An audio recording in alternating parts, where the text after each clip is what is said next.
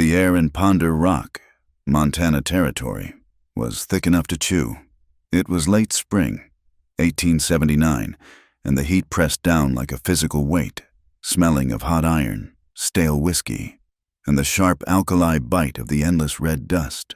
That dust coated everything: the warped planks of the boardwalk, the trough outside the smithy, the tongues of the hounds lying panting in the slivers of shade. The church bell hammered the air. It was a heavy, judgmental sound, an iron fist pounding on the anvil of the sky. This was not a Sunday call to prayer. It was a summons to a civic ritual, a shaming. 3 women stood tied to the thick hitching posts in front of the jail. Their hands were bound high, angled to pull their shoulders back, forcing them into a posture of submission that was also one of total exposure. Their dresses were torn, their faces streaked with grime and sweat. A single placard hung from the center post, the charcoal letters stark and vicious, "For actions against public decency." The words were vague, which made them powerful. Decency was whatever the men on the town council said it was.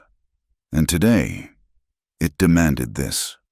Sheriff Corbin Slate was the ringmaster of this particular circus.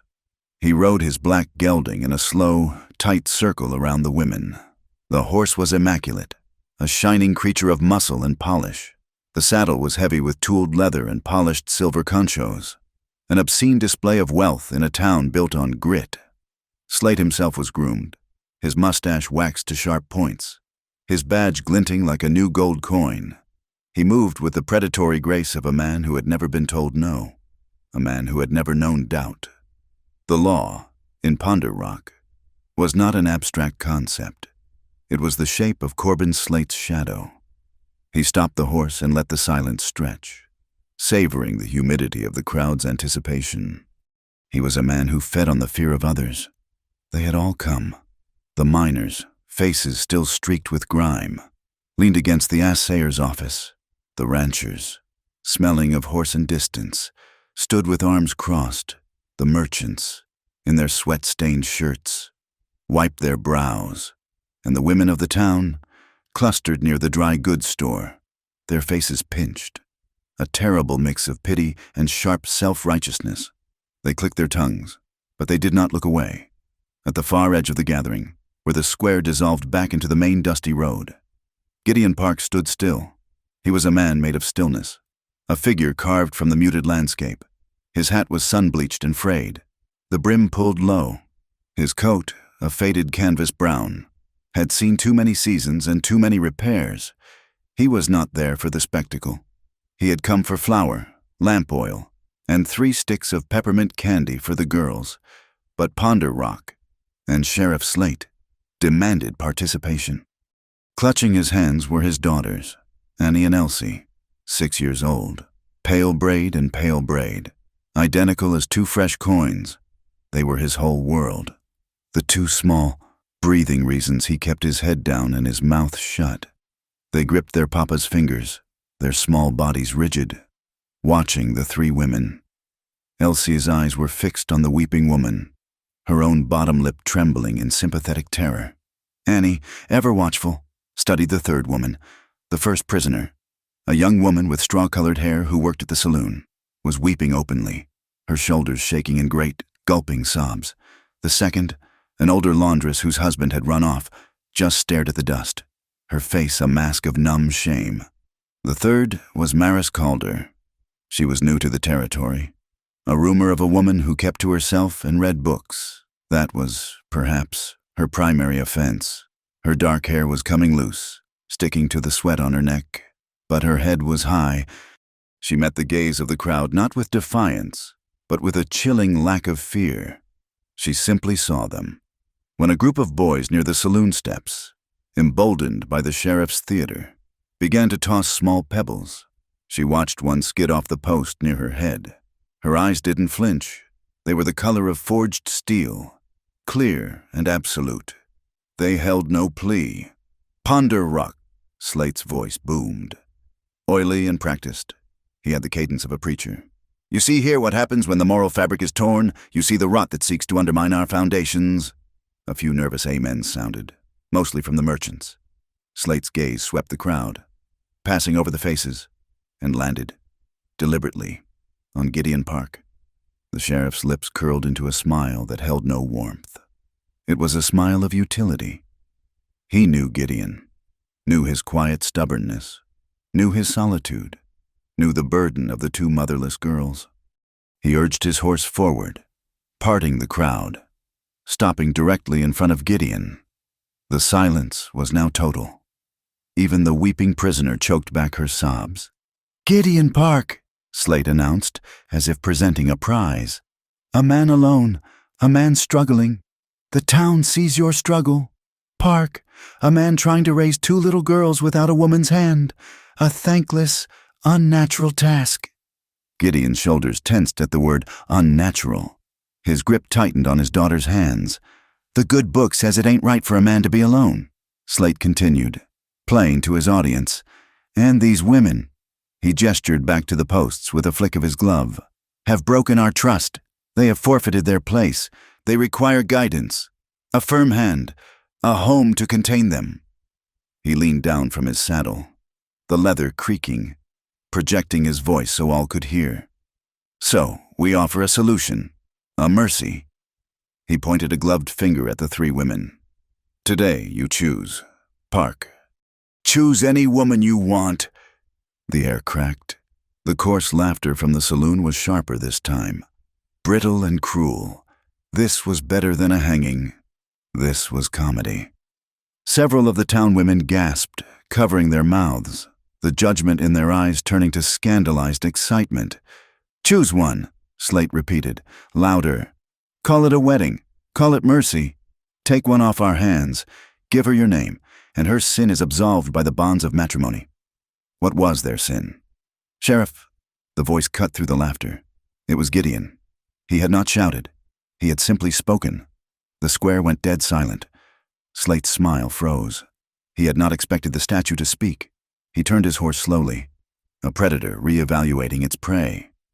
"What did you say, Park?" "I asked what they did," Gideon repeated. His voice was flat, dry as the dust. Slate's eyes narrowed. "They broke the decency ordinance. That is all you need to know." "What does that mean?" "It means," Slate said, his voice dropping the showman's tone and picking up the iron beneath. "What I say it means. Are you questioning the law, Mr. Park?" Gideon felt Elsie's hand tighten to the point of pain. He looked at the badge, then at the three women. He was trapped. To push further was to risk everything, to risk his daughters. To back down was to endorse this. He gave a slow, barely perceptible shake of his head. He backed down. Slate's smile returned, triumphant. He had won the exchange. He had proven his point. "I thought not. Now, as I was saying, a mercy. For you, Park, your choice." He gestured again, magnanimous. "What'll it be, the weeper? She'll be grateful. The quiet one. She'll be obedient. Or perhaps—" His gaze slid to Maris Calder, the one with the viper's eyes, though she might be more than a quiet man like you can handle. The boys threw more pebbles. One struck Maris's arm. She winced, a sharp intake of breath, but still made no sound. She looked past the sheriff, past the jeering crowd, her gaze landing on the two small children hiding behind their father. And then, the whisper. It was Annie, her steady hand. She tugged twice on the canvas of Gideon's coat. "Papa," her voice was so low only he could hear it, a rustle of dry leaves. Gideon looked down. Annie's small, dirt-smudged finger was extended, pointing not at the sheriff, not at the ground, but straight at the third post. "Papa, that's her." Gideon looked where she pointed. At Maris Calder, the woman who hadn't cried, the woman who had looked at his children. He looked at his daughter. Her face was solemn. There was no fear in her eyes now, only a strange, profound recognition, a certainty that baffled him. The crowd began to shuffle, impatient with the silence. Slate's smile tightened. "Lost your tongue again. Park, make a choice, or we'll make one for you." Gideon Park let go of his daughter's hands. He took one step forward. The sound of his worn boot heel on the hard-packed earth was singular. Then another. The crowd parted for him. a wave receding from a stone. He walked past Slate's horse, ignoring the sheriff completely. He stopped in front of the third post. He stood before Maris Calder. She met his gaze. Her eyes were hard. Yes, but they were not Viper's eyes. They were the eyes of someone who had seen the bottom and had not looked away. They were clear. They were honest. He did not ask her name. He did not ask her crime. He did not ask permission. From the sheath on his belt, Gideon drew his skinning knife. It was not a weapon of violence, but a tool, worn, sharpened, practical. The blade flashed once in the harsh midday sun. Shh. The sound of the thick rope parting was louder than a gunshot in the sudden, breathless quiet. The fibers snapped. The hemp fell away. Maris Calder's arms dropped to her sides. She rubbed her wrists, her shoulders slumping slightly as the blood rushed back. A wave of pain and relief passing over her face. The town of Ponder Rock held its collective breath. Sheriff Corbin Slate's mouth had become a thin, bloodless line. The humor was gone. This was not the show he had written. Gideon sheathed his knife, slowly, deliberately. He shrugged out of his faded canvas coat. He didn't offer it. He simply draped it over Maris Calder's shoulders. It was too large, swallowing her, but it covered the thin, shamed cotton of her dress. It smelled of pine, and dust, and work. He turned his back to her. He walked the 3 paces back to his children and took their hands again, one in each of his. Maris Calder hesitated for only a second. Her gaze flicked to Slate, then back to the man and the 2 small, waiting girls. Pulling the coat closed with one hand, she followed him. Gideon Park did not look at the sheriff. He did not look at the crowd. He led his daughters and the woman he had just claimed straight through the center of the square. The walk was the longest of his life. The sound of their 4 sets of footsteps, the absolute ringing silence of the 100 people watching them. It was heavier than any shout. They walked past the dry goods store, past the judgmental eyes of the town matrons, past the silent, gaping miners. There was no vow. There was no paperwork. It was a choice made public, a claim staked in broad daylight, using the sheriff's own twisted rules as the hammer. They reached the end of the square, their boots kicking up the red dust as they headed for the wagon road out of town. Only when the sounds of the town began to fade behind him, replaced by the rising wind. Did Gideon Park speak, though only to himself? His voice was a low rumble, meant only for the Montana sky.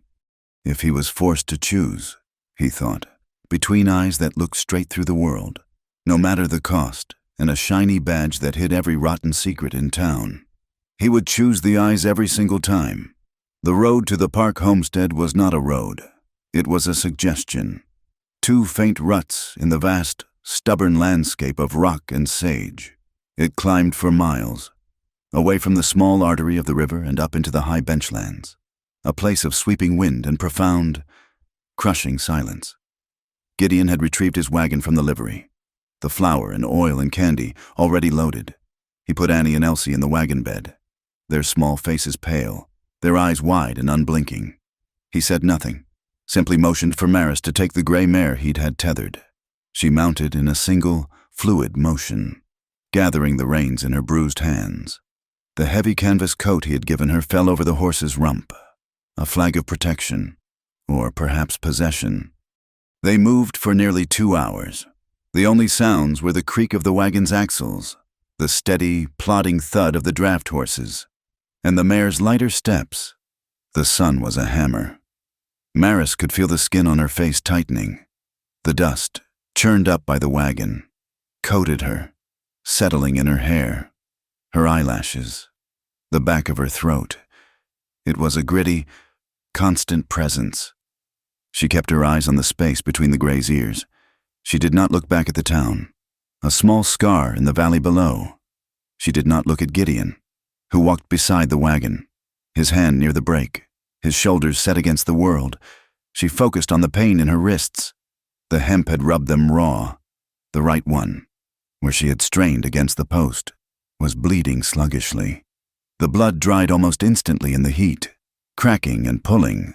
It was a good, sharp pain, It kept her mind from the other thing, the humiliation, the terror, the cold eyes of Sheriff Slate, the absolute bottomless uncertainty of her future. The homestead came into view not as a landmark, but as a small wound in the side of the hill.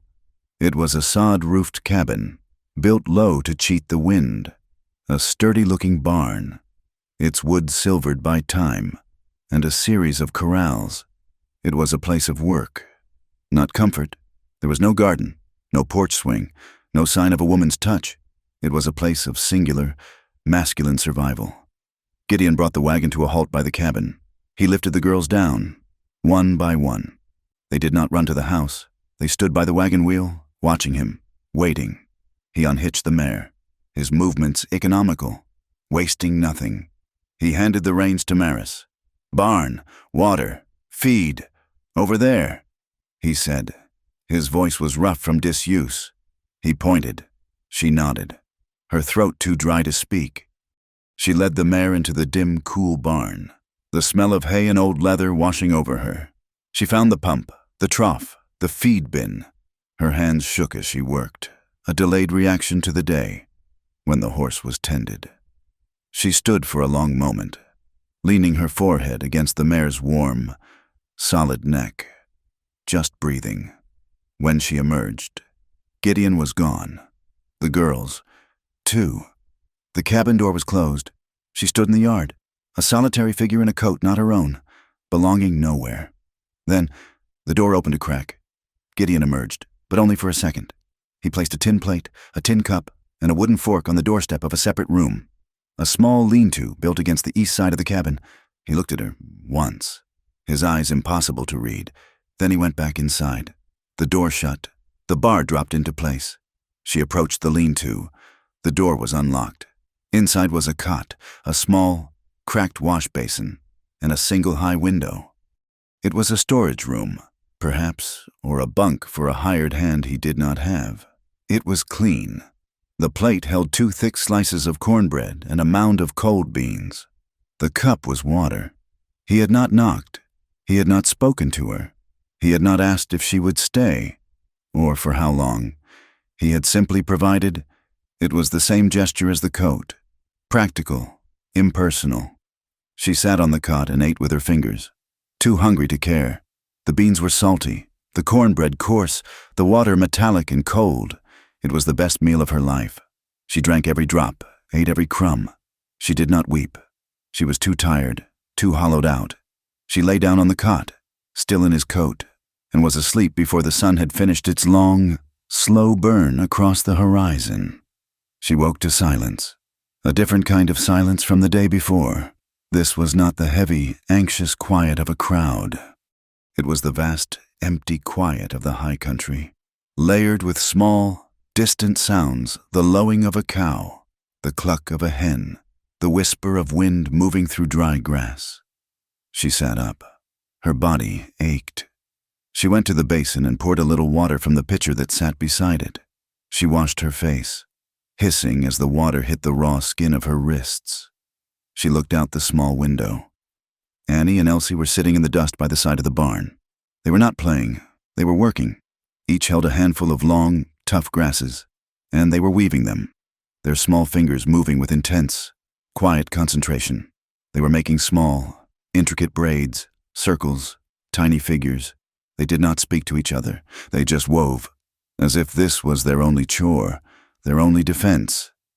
Maris watched them for a long time. Then she saw their feet. They wore small, high-topped boots, but the leather was cracked and brittle. On Annie's left boot, the sole was flapping, separated from the toe. On Elsie's, the stitching had come undone along the side. Sand and small pebbles worked their way into the gaps with every small movement. Maris turned from the window. She stepped out of the lean-to. The main cabin door was open, hooked against the wall. She could smell coffee. She walked to the doorway. Gideon was at the far end of the property, mending a section of fence. The girls did not look up. Maris stepped inside. The cabin was one room, a large hearth, a table, 2 chairs. In the corner, a large bed. On the other side, a smaller cot, the one the girls clearly shared. It was spare, but orderly. By the hearth, on a small shelf, was a tin box, a mending kit.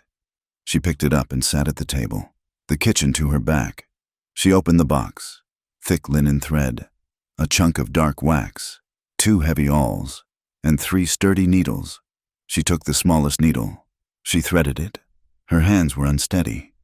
The tremor from yesterday's terror, from hunger, from the deep cold of the night, had not left her, but she held the needle, and she held it straight. "Annie, Elsie," she called. Her voice was quiet, but it cut through the morning air. The girls froze. They looked up, startled, like 2 fawns hearing a twig snap. "Your boots," Maris said, holding up the needle. "Bring them, and the other pair." They looked at each other, then scrambled to their feet. They ran inside, carrying their worn boots. They placed them on the table in front of her, then backed away to the doorway, watching. Maris took the first boot, Annie's. She examined the sole. She took the awl, punched a clean guide hole, and with a grunt of effort, pulled the thread through. Her hand shook, but the needle was true. Thunk, pull, thunk, pull. The rhythm was a comfort. She waxed the thread, pulled it taut, and began to stitch the flapping sole back to the upper. It was hard, stubborn work. The leather was thick, and her fingers, softened by a different life, were not used to it. But the stitches were small, tight, and even. She did not stop. She finished the first boot, knotted the thread, and started on the second. She did not notice Gideon until he was standing in the kitchen doorway, filling it. He was just watching. His arms were crossed over his chest. His hat was low, casting his face in shadow. He held a cup of coffee. He said nothing. He watched her hands. He watched the tremor. He watched the way she fought it, the way her jaw set as she forced the needle through the leather. He watched the straight, clean line of the repair. He had tried to fix those boots. Twice. His own repairs were clumsy, thick knots of thread that had given way in a week. Maris finished the second boot. She picked up Elsie's, turned it over, and began the long, patient work of closing the seam. The sun climbed higher. The cabin grew warm. Gideon Park did not say thank you. The words seemed too small, irrelevant. He just watched the way her hands, which he had last seen bound and shamed, chose to do the right thing. He took a slow drink of his coffee. He turned and walked back out. The sound of his boots on the plank floor, a quiet punctuation. That evening, the world was painted gold. The lowing cattle drifted back toward the barn, their coats catching the last light. A steady wind, cool and smelling of pine from the high ridges, scoured the yard, making the cypress trees by the barn rustle and sway. Maris sat on the top step of the main cabin. She was not in the lean-to. She had earned this small piece of ground. She watched the sky turn from the gold to a deep, bruised purple. She pulled the air into her lungs. It was clean. It held no trace of the crowd, no smell of fear, no hint of jail. It was just air. The night came on fast, as it does in the high country. 1 billion stars blazed in a black, moonless sky. Gideon and the girls ate inside. Maris had taken her plate beans and cornbread again, but this time a piece of salt pork was mixed in back to the lean-to. Later, the dogs started, not the barn dogs, but the coyotes. Their howls were thin and sharp, a nervous energy on the wind. Gideon's hound, tied near the porch, let out a long, low whine, a sound of deep unease. Then, the lightning. It was not a storm. Not yet. There was no thunder, just silent. Massive sheets of white light that pulsed behind the mountains to the north, illuminating the ridges in stark, skeletal relief. The air grew heavy, thick, charged, and the sound, the creek, which ran in a deep wash about 100 yards below the cabin, was usually a gentle murmur. Now, it was a growing, angry rumble. It sounded less like water and more like stones, rolling and grinding. Maris was asleep, but not deeply. It was the smell that woke her, a smell of damp cellars, of fresh-turned earth, of green things crushed. It was the smell of mud. She sat bolt upright. The rumble was louder, and underneath it, a new sound, a sharp, cracking thump, and another. Thump, crash! It was the sound of wood colliding, a flash flood. The rain from the high peaks, miles away, was funneling down the dry wash. She was out of the lean-to in a second. She ran to the main cabin, not knocking, but slamming her open palm against the door. "Gideon, get up the creek!" The bar lifted almost instantly. He was there, his pants on, his face harsh with sleep. He had heard it too. "How close?" "I smell the mud," she said. That was all he needed. He grabbed his lantern and a heavy slicker. "The girls, get them!" Maris ran back. Annie and Elsie were sitting up on their cot, their eyes huge in the dark. "Come," she said, her voice low and urgent. She didn't wait. She grabbed them, one by each hand, and pulled them from the cot, dragging them barefoot into the main room. "Get to the barn," Gideon yelled over the roar. He was running toward the corral, where the cattle were already lowing in panic. The water was visible now, a dark, churning mass, already spilling over the banks of the wash. "Stay on the porch," Maris yelled at the girls, shoving them toward the steps. She ran after Gideon. The rain started then. Not a drizzle, but a sudden, violent deluge. It was ice cold. "The gate!" Gideon roared. He was fighting with the heavy wooden gate of the main corral, but the first wave of water, muddy and filled with branches, was pushing against it. Maris threw her shoulder against the wood, shoving alongside him. The water was at their knees, freezing, its pull insistent. "Together!" she screamed. They shoved. The gate gave way with a groan. Swinging wide, the cattle, mad with fear, surged out, splashing past them. "Up!" Gideon bellowed, waving his arms. "Get them to the high ground, to the barn!" They waded into the swirling chaos. Maris grabbed a stick, lashing at the rumps of the lagging cows, pushing them. Gideon was a dark, broad shape in the lantern light, a force against the storm. On the porch, Annie and Elsie were screaming, two small, terrified sounds lost in the roar of the water and the rain. Maris saw them. The water was already swirling over the porch floor. She looked at Gideon, who was shoving the last steer to safety. He saw her look. He nodded. She turned and fought her way back through the waist-deep current. She grabbed a heavy oilskin tarp folded on a hook by the door. She splashed onto the porch, grabbed the two crying children, and wrapped the tarp around them, pulling them against her body, sheltering them. "It is all right," she said, her voice a low command. "You are safe. Look, Papa is safe." Gideon, having secured the animals, was wading back toward them. The swinging lantern cast wild, dancing shadows. The light caught Maris's face. Her dark hair was plastered to her skin. The rain streamed down her cheeks like tears. But her eyes were not crying. They were steady. They were clear. They were fixed on the chaos, judging it, measuring it, and finding the way through. They were the eyes of a person who had seen the storm before and knew, without question, how to find the solid ground. The water receded almost as quickly as it had come. By the time the first gray, watery light of dawn bled into the sky, the raging creek had diminished to a churning, muddy torrent, safely within its banks. It left behind a scar of thick, black mud, uprooted sagebrush, and the wreckage of Gideon's lower corral. They were soaked. They were freezing. They were alive. Gideon kicked open the cabin door. A shallow pool of muddy water covered the floor planks. "It held," he said, his voice flat with exhaustion. Inside, the hearth was a mess of wet ash. The cabin was cold, smelling of mud and river bottom. "The fire," Maris said, her teeth chattering. She was still clutching the tarp around the two shivering girls. "We need the fire first." The next hour was a blur of grim, silent work. They were a team, forged in the flood, moving without words.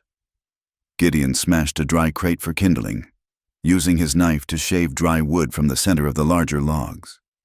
Maris found the blankets in Gideon's chest, throwing the driest ones over the girls, stripping their wet, muddy clothes.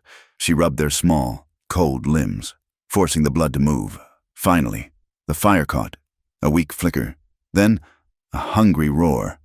Steam began to rise from their clothes, from the drying floor planks, from the blankets hung over the chairs. The cabin filled with the acrid smell of damp wool and burning pine. Gideon made coffee, thick and black. He handed Maris a cup, his knuckles brushing hers. It was the first time they had touched skin to skin. His hand was rough, calloused, and blessedly warm. He poured a little coffee, mixed with sugar, into 2 smaller cups for the girls. They drank, their small faces pale and stunned, their eyes fixed on the flames. They survived. The cabin was secure. The livestock was safe in the high barn. The crisis was over. But the cold had found its way in. It settled in Annie. She started coughing around midday, a small, dry hack that seemed to shake her entire frame. By evening, her skin was hot. Gideon, who had faced the flood with a grim, steady competence, was undone by this. He touched his rough palm to her forehead, and his face, for the first time, showed a flicker of raw panic. This he could not wrestle into submission. This he could not fix with a rope. "She's burning up," he whispered, his voice catching. Maris, who had been sitting by the fire, simply staring into it, stood up. The exhaustion fell away, replaced by the same sharp, practical focus she'd had in the storm. Boil water, clean rags, find the warmest blankets. "Now, Gideon."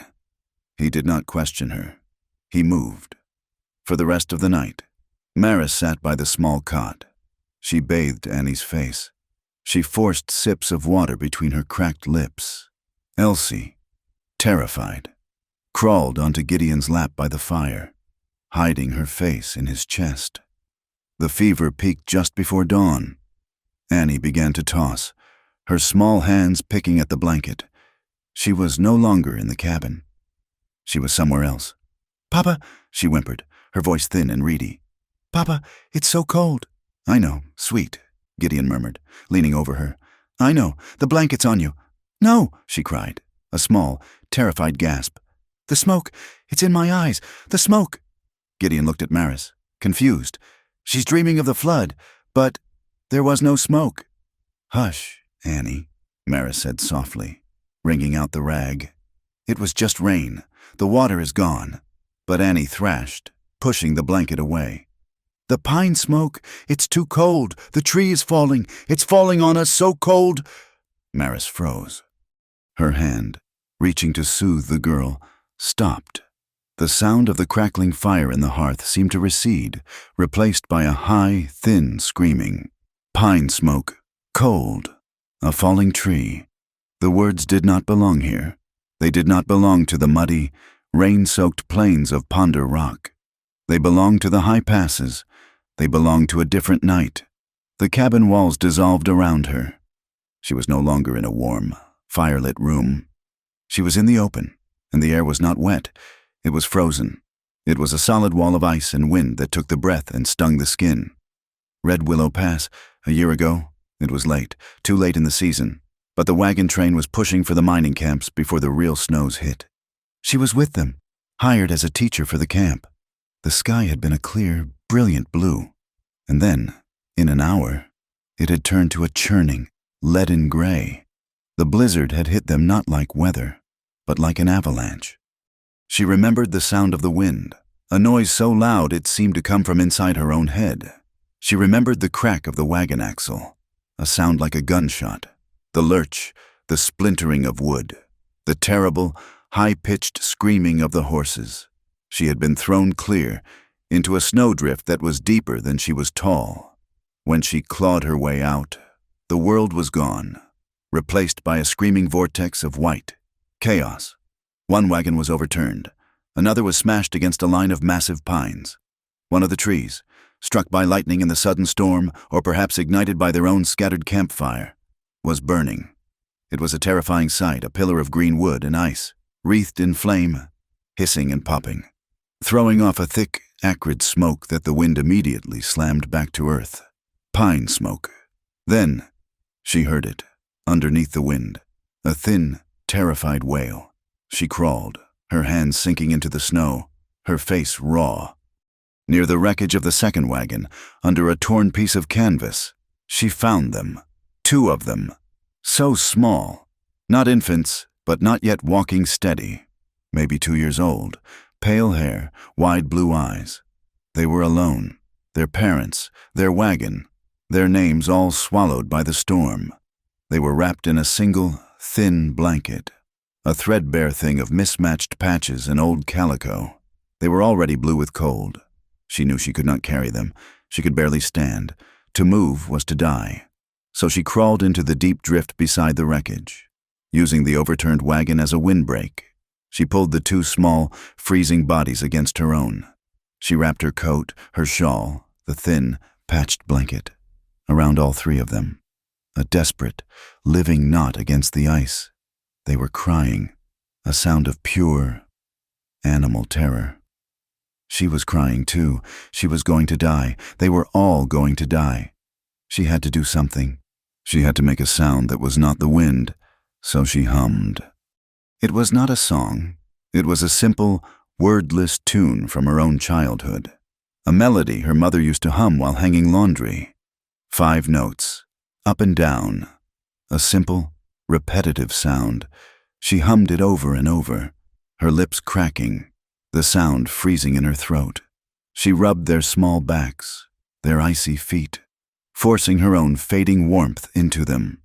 She hummed, and she held them, and she stared into the white, howling darkness. She hummed until her throat was raw. She hummed until the sky turned a sick, gray dawn, and the wind finally, mercifully, died. Help came.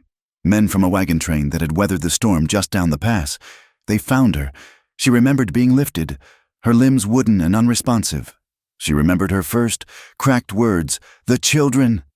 "They're alive," a man's voice said. Barely. She had fallen into darkness then. When she woke, she was at a way station. Weeks later, recovering from frostbite. The children were gone. Sent on to an orphanage in Helena, they said. She never knew their names. She never saw them again. The rag dropped from Maris's hand, splashing into the basin of water. Gideon was staring at her. "Maris, what is it? You're as pale as she is." Maris looked at Annie, truly looked at her. The shape of her face, the pale, fine hair plastered to her head with fever sweat.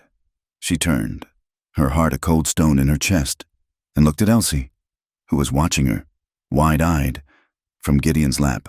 She remembered the town square, Annie's small, pointing finger, the absolute, impossible certainty.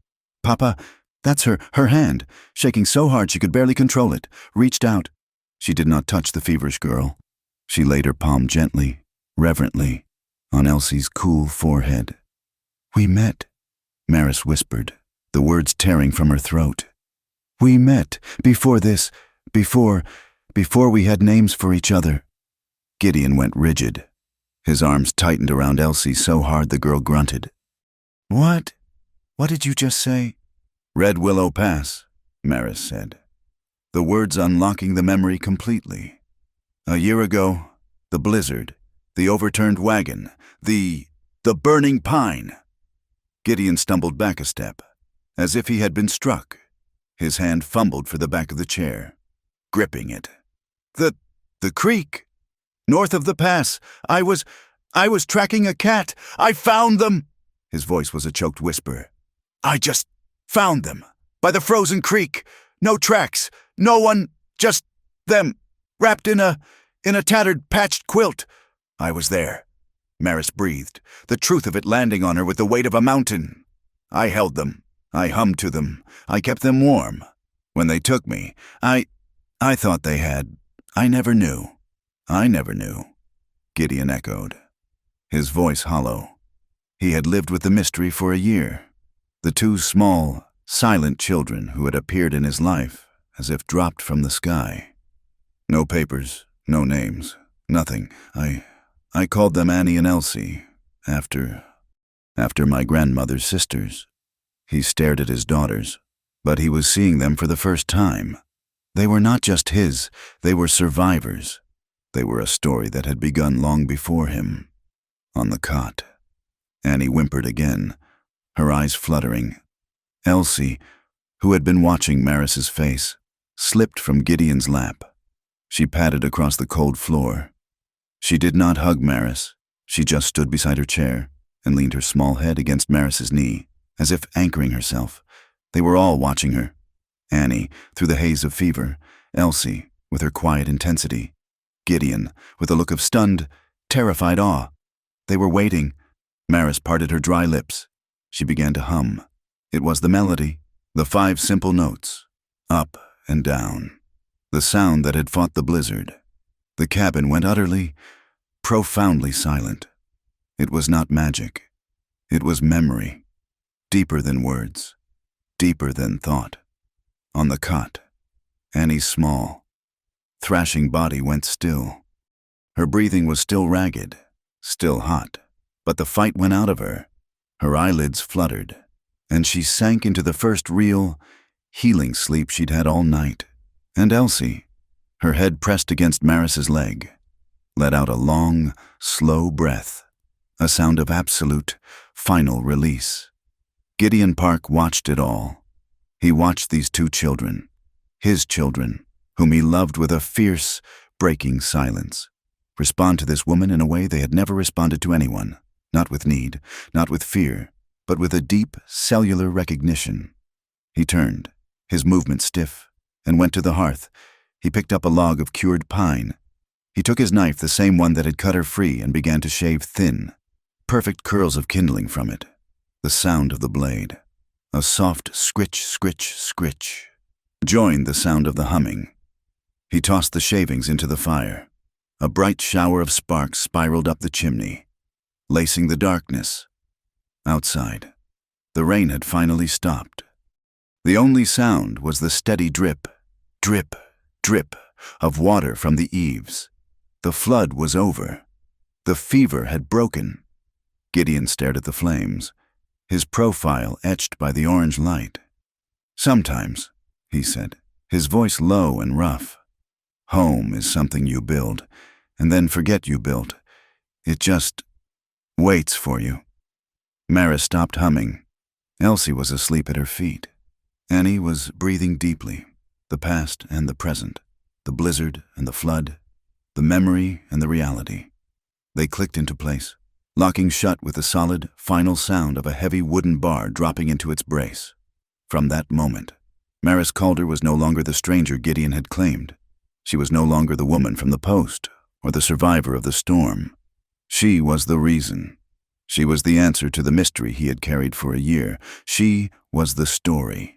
And she was, finally, home. The quiet of the homestead lasted 8 days. 8 days of rebuilding the lower corral, the black mud drying and cracking in the sun. 8 days of Maris and the girls scrubbing the cabin floor, beating the blankets, and re-establishing the rhythm of a life. The lean-to room was forgotten. Maris moved her few things into the main cabin, taking the cot, the girls, by some unspoken agreement, moved into the larger bed with Gideon. The humming had stopped, but the fever was gone, and Annie's laughter, when it finally returned, was clear and strong. The quiet was a truce, not a peace. Gideon knew it. Maris knew it. The town of Ponder Rock had been challenged, and a town like Ponder Rock, ruled by a man like Corbin Slate, did not suffer challenges lightly. The counterattack began not with a gunshot, but with a whisper. In the one place whispers have the power of a decree, the Copper Cup Saloon. It was Mac Hurley, Slate's most loyal deputy, who lit the fuse. He stood at the bar, nursing a midday beer, speaking to a pair of miners who were grumbling about the assayer's office still being closed. "Been a month since the fire," one miner complained, spitting tobacco juice onto the floor. "Got 3 weeks' worth of ore sitting in my wagon, and no way to get paid." "It's a tragedy," Hurley said, wiping his mustache. "A true tragedy. Hard on the whole town." He lowered his voice, just enough to make the miners lean in. "Funny thing, though, you know that new woman out at the Park place? The one he cut off the post? The one with the eyes?" The miner grunted. "That's her, Maris Calder." Hurley took a long drink. Funny thing, we was checking the stagecoach manifests. She arrived in Ponder Rock just 2 days before the assay office went up in smoke. The miners stopped drinking. Just convenient, is all I'm saying. Hurley continued, staring into his glass. And she's a reader, got books. A woman like that, an educated woman with no husband, arriving just in time for the only public building in town to burn down, makes a man think. Think what? Just think. Hurley slapped a coin on the bar. Makes you wonder if maybe she didn't want certain things assayed, or certain records seen, or maybe, he added, his voice dropping to a conspiratorial rumble, she's just the type who likes to watch things burn. The poison was potent. It was simple. It required no proof. And it landed on fertile ground. By mid-afternoon, the rumor had crossed the street to the general store, where it was repeated with grim nods by the women of the town. By sundown, it had reached the smithy, the livery, and the steps of the church. Maris called her. The name was no longer just indecent. It was arsonist, with the town properly primed. Sheriff Slate made his next move. He did not ride out to the park homestead. He walked, his boots echoing on the boardwalk, to the office of Judge Ephraim Tolliver. Tolliver was a man built of soft, gray tweed and stale cigars, where Slate ruled by the badge. Tolliver ruled by the book, a book he was more than willing to rewrite for the right price. He was the law's intellect, Slate its muscle. He's harboring her. Ephraim, Slate said, not bothering with pleasantries. He stood in front of the judge's desk, his shadow falling over the dusty ledgers. So I've heard, Tolliver said, not looking up. He was signing a deed. Arson, they're saying, a terrible accusation. It's more than an accusation. Slate lied smoothly. It's a problem. The man made a fool of me in the square. He used my own words against me. The town saw it. That cannot stand. Of course not. Corbin, bad for business. Tolliver finally looked up, his small, shrewd eyes glinting. But his claim, it was public. He chose her. It's a flimsy, frontier-style marriage, but it's a marriage. You can't just take her back. I don't want her, Slate said. I want him. I want that land. You know as well as I do that the seam of copper that stops at the ridge doesn't just stop, it runs right under his sodbuster cabin. Indeed. Tolliver tented his fingers. So, we must apply pressure, not to the woman, to the children. A slow, cruel smile spread across Slate's face. The children. He is an unmarried man, living with a woman of known ill repute, a suspected felon. Tolliver dictated, as if writing the law in the air. He is housing 2 wards of this territory in an environment that is, by any definition, morally compromised. We have a duty to intervene. What's the play? Tolliver pulled a fresh sheet of paper toward him and dipped his pen. The town's moral fiber. Sheriff, you were so eloquent about it in the square. We must protect it. We will draft an ordinance. A guardianship edict. Yes, that sounds protective. For an hour, they worked. The language was beautiful, pious, and utterly corrupt. It spoke of stable homes, moral guidance, and the sanctity of childhood. And at its heart, it held one sharp steel tooth any man acting as guardian to minor children must prove his fitness, which included providing a stable, married home with a spouse, duly approved by the town council and the sitting judge. That afternoon, a notice was posted, a town meeting, at the church, sundown. Attendance was mandatory for all heads of households. Gideon saw the notice when he rode in for salt and trap wire. He stood in front of the church doors and read the paper.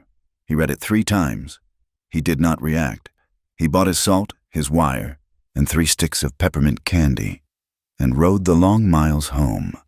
He found Maris by the creek, washing the mud from the girl's clothes. The water was clear again. Annie and Elsie were stacking smooth, gray stones on the bank. It was a scene of such profound peace that the white paper in Gideon's hand felt like a violation. He held it out. Maris dried her hands on her apron, took it, and read. Her face went pale. Approved by the town council. She read aloud. her voice barely a whisper. "He means approved by him," Gideon said. She looked up, her steel-gray eyes meeting his. The fear was back, the same hunted look she'd had at the post. "They're going to use me to take the girls from you." "No," Gideon said. It was the only word he had. He turned and walked toward the barn, the set of his shoulders communicating everything the word meant. No. The church was full. It was hotter than the town square, the air thick with the smell of unwashed bodies, cheap perfume, and self-righteousness. Every pew was packed. This was not a trial, it was a ritual, a community gathering to confirm what it already believed. Gideon, Maris, and the girls entered last. The sound of their boots on the wooden floor was the only sound. 100 heads turned, 100 eyes, curious, judgmental, hostile. Gideon led them to the back pew. He sat the girls between him and Maris. "Stay here," he said to them, his voice low. He stood and walked, alone, down the central aisle. He did not go to the pulpit, where Tolliver and Slate sat like twin idols. He stopped on the floor below them, standing on the same level as the rest of the town. He turned. Judge Tolliver stood, clearing his throat. "We are gathered," he began, his voice oily and sanctimonious, "out of a deep and abiding concern, a concern for the welfare of the innocent, for the 2 orphans taken in by Mr. Park." Heads nodded. The women looked pious. A moral home is the bedrock of our society, and when that bedrock is compromised, it is our duty, our Christian duty, to act. Slate stood. He was the hammer. "We have reason to believe Mr. Park's home is compromised. We have reason to believe he is harboring a known felon, a woman who, by coincidence, arrived in Ponder Rock just days before our assay office was burned to the ground by an arsonist." A wave of shocked, satisfied murmurs rolled through the crowd. The rumor was now an accusation. Gideon waited. He let the sound die. He stood, his hands loose at his sides, his hat still on his head. When the silence was absolute, he spoke. His voice was not loud, but it was clear, and it cut through the heavy air. "I came to this territory 6 years ago. I built my home. I have not asked this town for a single thing." He paused, his gaze sweeping the faces. "I found my daughters by a frozen creek. They were half dead. I brought them home. I fed them. I taught them my name. I did not ask your permission to be a father." His gaze landed on Maris, in the back pew, for a single second. "When Sheriff Slate, on that square, offered me a woman to save, I took one. I did not ask your permission to protect the innocent." He turned his eyes back to Slate and Tolliver. "My home is my own. My daughters are my own. You are not welcome there, and you will not tell me how to raise them." The defiance was so stark, so absolute. It stunned the room. Slate was the first to recover. He smiled. It was the smile from the square, the one that held all the power. "A fine speech, Mr. Park, full of fire." He held up the edict. "But this is the law, the guardianship edict, passed this afternoon by unanimous vote of your council, and the law is the law." He leaned forward. "You want to keep those 2 little girls? You need a wife, a stable, decent, certified wife, and I am telling you, this arsonist, this stranger you cut from a post, she is not certified." Gideon's jaw tightened. "I will do what is necessary for my children." "Then you will comply," Slate said, smelling victory. "No," Gideon replied, his voice dropping. "I will do what is necessary for my children. I will not, however, do what is necessary for your thirst for gossip, or your greed for what's under my land." The word greed hung in the air. It was a shot fired in the dark, in the crowd. A man near the front watched, his arms crossed. Renard Duplessis, the Métis blacksmith. He was an outsider, like Gideon, and he trusted Slate as far as he could throw his own anvil. He was not watching Gideon. He was watching Mac Hurley, who stood by the door. The deputy was sweating. his hand repeatedly patting the breast pocket of his coat, as if checking on something. Renard caught a glint of reflected lantern light, a smooth, metallic edge. It looked like a tintype plate, an exposed photographic plate, a strange thing for a deputy to carry so carelessly. In the back pew, Maris was not looking at Gideon. She was looking past Slate, through the tall, arched window of the church, her gaze fixed on the courthouse across the street. The assay office had burned last month. The fire had been hot. The chimney there was still blackened, but she was looking at the chimney on Judge Tolliver's office, against the twilight sky. She could see a thin, dark stain of fresh soot running down the red brick, a smudge that had not been there last week.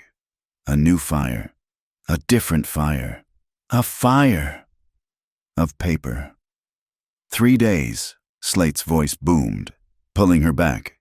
You have 3 days. Park, present yourself with a certified bride, or we will remove the children for their own protection. This meeting is concluded. The scraping of benches was deafening. The town filed out, refusing to meet Gideon's eye. Gideon, Maris, and the girls were the last to leave. They rode home in a cold, brittle silence, the moon washing the landscape in shades of silver and black. They smelled the smoke before they saw the gate. It was smashed, the upper hinge torn from the post. And nailed where the gate had been was a new, crude sign, painted in thick, black tar. Annie read the word, her small voice cutting the night. Sin, nears, sinner's ward. Papa. What is a sinner's ward? Maris stopped. The breath punched from her. This was not the law. This was the town. This was the women in the pews. This was their judgment. Elsie began to cry. A thin, terrified sound. Gideon dismounted. He looked at the sign. He looked at the crying child. He said nothing. He lit the lantern from the wagon. He took the hammer from his toolbox. With one violent pull, he tore the sign from the post and threw it to the ground. He went to the barn. He returned, not with the broken gate, but with a single thick plank of seasoned oak. He sat on the ground, in the pool of lantern light. He took his knife from his belt, the same knife that had cut her free, the same knife that had shaved the kindling. He began to carve. The only sound was the scrape of the blade and Elsie's quiet sobs. He worked steadily, his hands sure, the letters deep and strong. When he was done, he stood. He took 3 nails. He set the plank deep into the gatepost, and with 3 definitive strikes of the hammer, he fixed it there. Bam, bam, bam. The sound echoed in the darkness. Maris stepped forward, holding the lantern high to read the carving. It was not an appeal. It was not a defense. It was a statement. 4 simple words, etched into the wood. Chosen by us. The plank of oak stood stark in the moonlight. Chosen by us. It was a shield. It was a target. Inside the cabin, the heavy bar was dropped into place. The sound, usually one of safety, tonight felt final, like the closing of a cell door they had built themselves. The girls were asleep. Finally.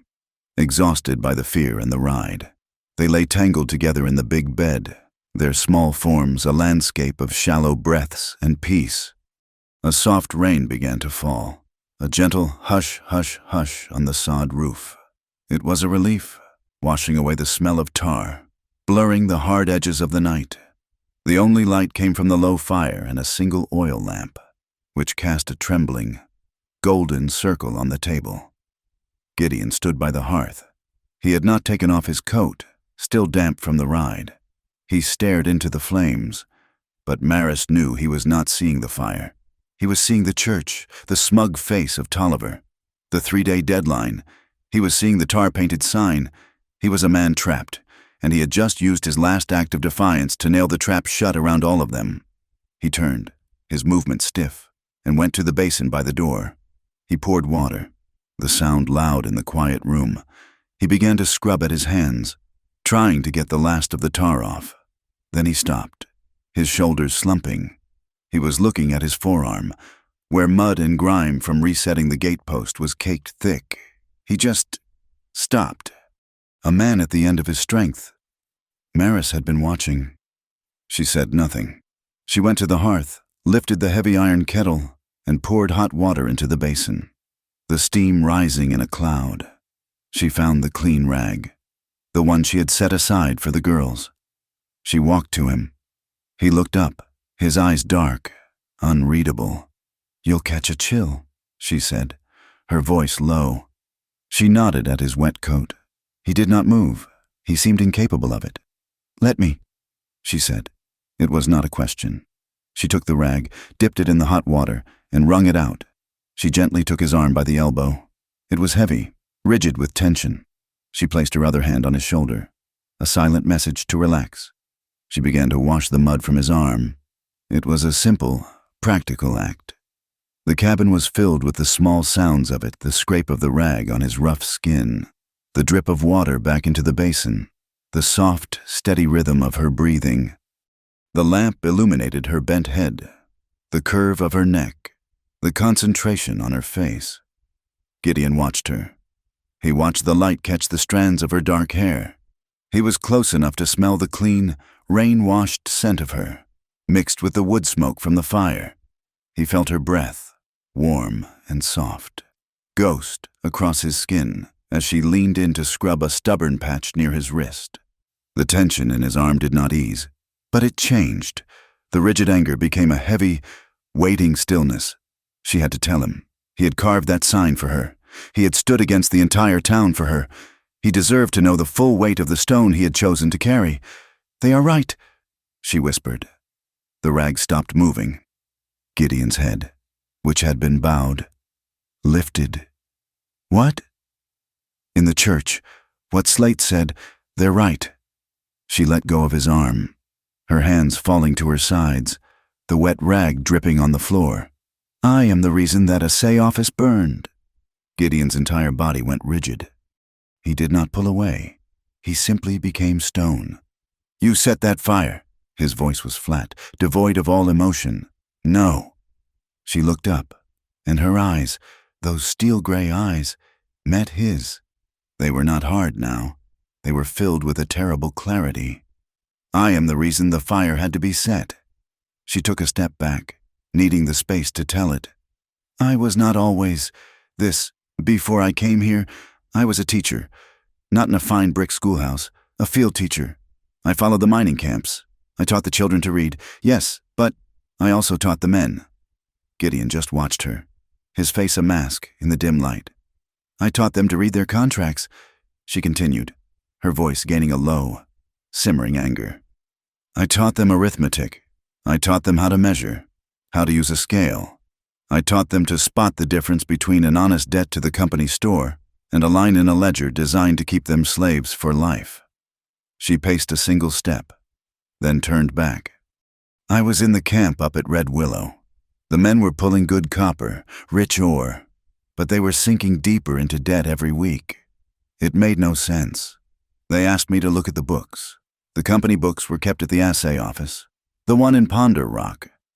I came down with the ore wagon. I told the clerk I was waiting for a package. I waited. It got late. Everyone left, but 2 men came back. They didn't see me. I was in the storage room." "Who?"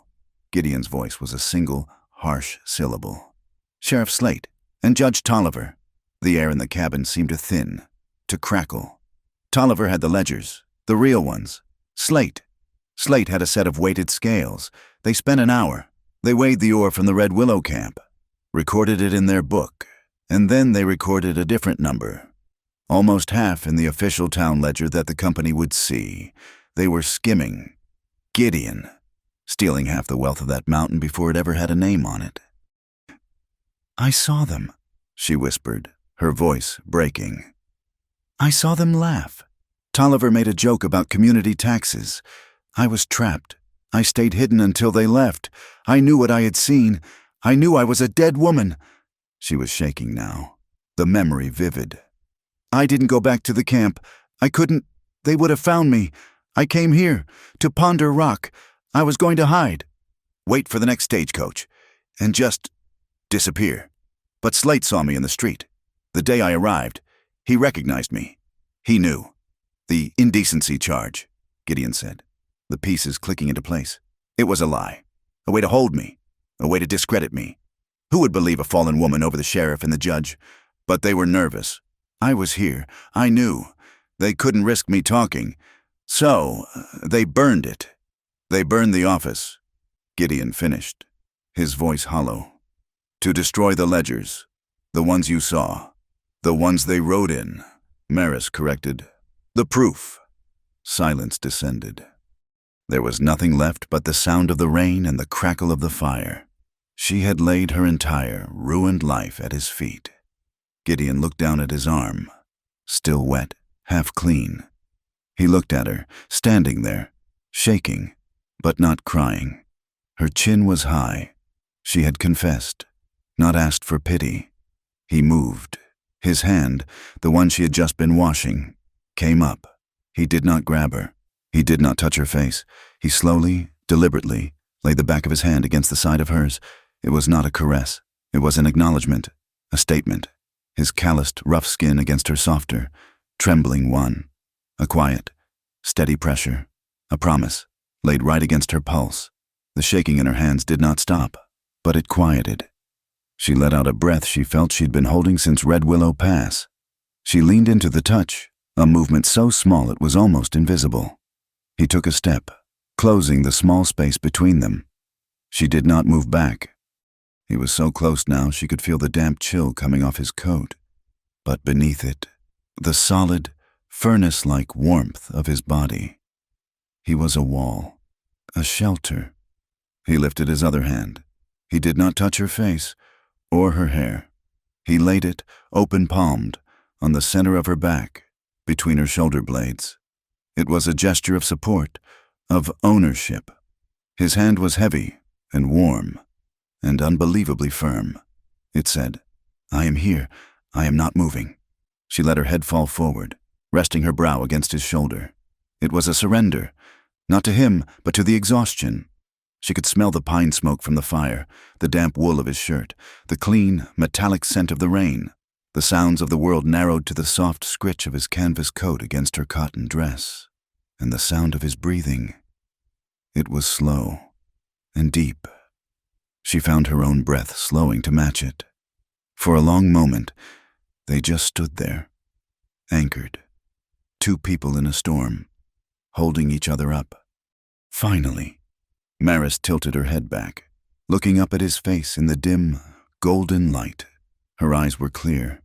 "I am not asking you for forgiveness," she said, her voice steady. "For bringing this down on you. On them." She glanced toward the sleeping children. I just wanted, for one moment, for someone else to breathe easier." Gideon looked down at her. His face was no longer a mask. It was raw and tired, and set in lines of absolute, stubborn resolve. He lowered his head until his forehead was almost touching hers. He spoke, his voice a low rumble, meant only for her. "They gave me a choice," he whispered. "In the square, they told me to choose any woman I wanted." His eyes held hers. "I chose the one who does not look away." A small, broken sound escaped her throat. It was half a sob, half a laugh, a sharp, surprised laugh of relief. A small, involuntary smile touched his lips in response. He pressed his forehead gently against hers. It was a kiss, but not of the lips. It was a meeting of minds, a sharing of a single, small space. The tension of the last 3 days, of the fire, of the flood, of the town, finally broke. He slid his hand from her back, up her side, his arm encircling her, pulling her against him. It was a tight, desperate embrace, a silent vow. He was holding her as he had held the gate against the flood. She buried her face in the curve of his neck, her hands coming up to grip his coat. He was solid. He was real. He did not kiss her mouth. He pressed his lips, warm and firm, against her temple, just at the hairline. A seal, a promise, sealed in warmth, stronger than any word spoken in a church. A sound, a tiny, sharp sound from the corner of the room. A giggle. They both froze. They pulled apart, but only inches. Gideon looked toward the big bed. 2 small heads were peeking over the top of the quilt. 2 pairs of wide, shining eyes. Annie and Elsie. They were not scared. They were watching. their faces alight with a new, profound, and simple understanding. Annie giggled again. The spell was broken. The intensity of the moment shattered, reformed into something else, something lighter, something stronger. Maris pulled back, her face flushed, wiping the dampness from her own cheek. Gideon let his arms fall, but his hand found hers. Just for a second. A quick, hard squeeze. The future was still 3 days away. The threat was still at the gate. But for the first time, they were not 3 separate, wounded people. They were a family, and they would face it first. They had 2 days, 48 hours, until Sheriff Slate and Judge Tolliver arrived, edict in hand, to legally dismantle their family. The sign Gideon had carved, "Chosen by Us," was a declaration of war. But a war could not be won with a piece of wood. It had to be fought with truth, and they had none. The morning after the meeting, Gideon left before dawn. He rode not to his pastures, but to town. He did not go to the general store or the feed lot. He went to the smithy, where the smell of coal smoke and hot iron was already staining the air. Renard Duplessis was hammering a wagon wheel rim, his face grim, his massive shoulders moving with a rhythm that was its own kind of anger. He didn't stop when Gideon entered, his hammer blows ringing like a judgment bell. Gideon waited. He respected the work. Finally, Renard plunged the hot metal into the quenching trough. A violent hiss, a cloud of steam. He turned, wiping his face with a sooty forearm.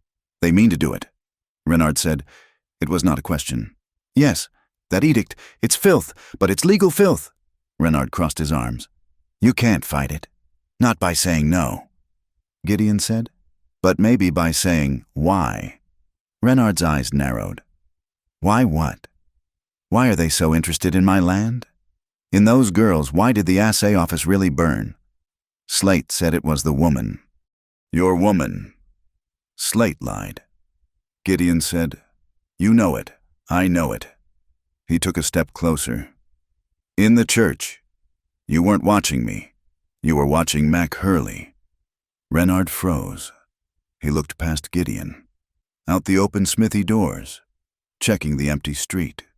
He walked to his workbench, rummaged under a pile of horseshoes, and pulled out a small, dark square. It was a tintype plate, a photographic image on thin, dark enameled iron. "I've been experimenting," Renard said, his voice low, "trying to capture the moon. The new plates are faster. I was on the roof of my smithy that night, the night of the fire, aimed at the courthouse." He held it to the light of the forge. "I didn't get the moon. The fire overexposed everything, but I got him." Gideon looked. The image was eerie, full of harsh light and black shadow, but it was clear. The assay office, with smoke pouring from the roof, and standing by the back storage shed. A figure, Mac Hurley. "He's supposed to be there," Gideon said. "He's a deputy. Look at his hand." Renard commanded. In the figure's hand was a lantern. It was not the standard square lantern.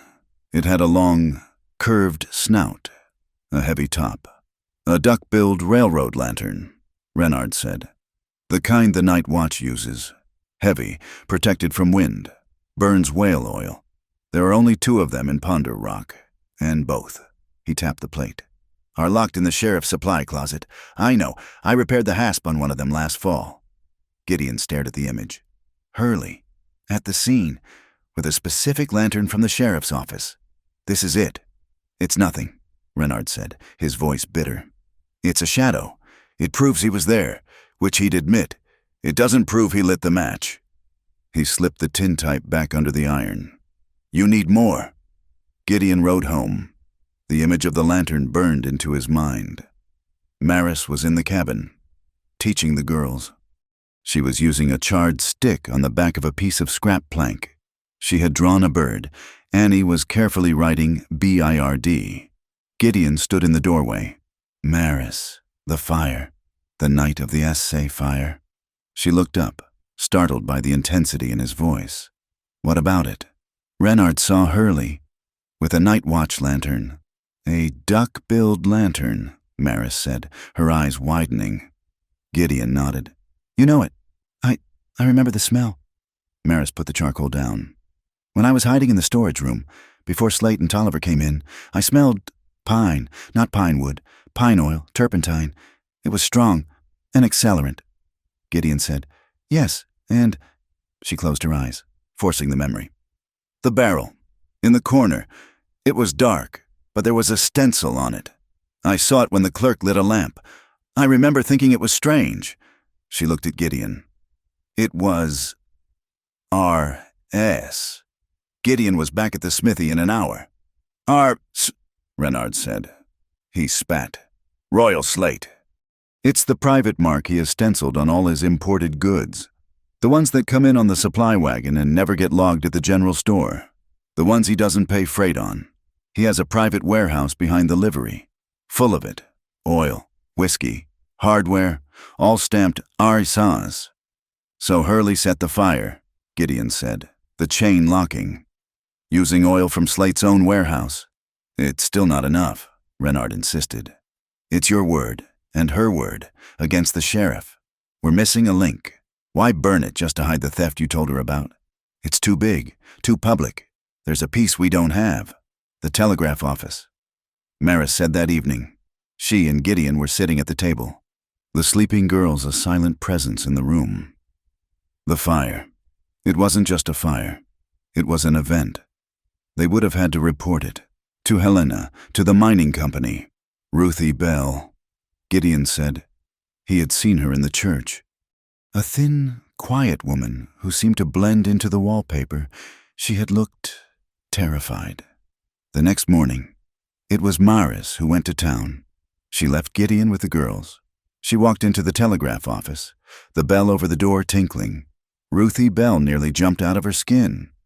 Mrs. Park, ma'am. Miss Calder, Maris corrected gently. My name is Maris Calder. Oh, dear, what can I do for you? Send a message. No, Maris said. She walked to the counter. I need you to receive one. Ruthie's face went pale. I don't understand. You were at the meeting. Miss Bell. You know what Sheriff Slate and Judge Tolliver are doing.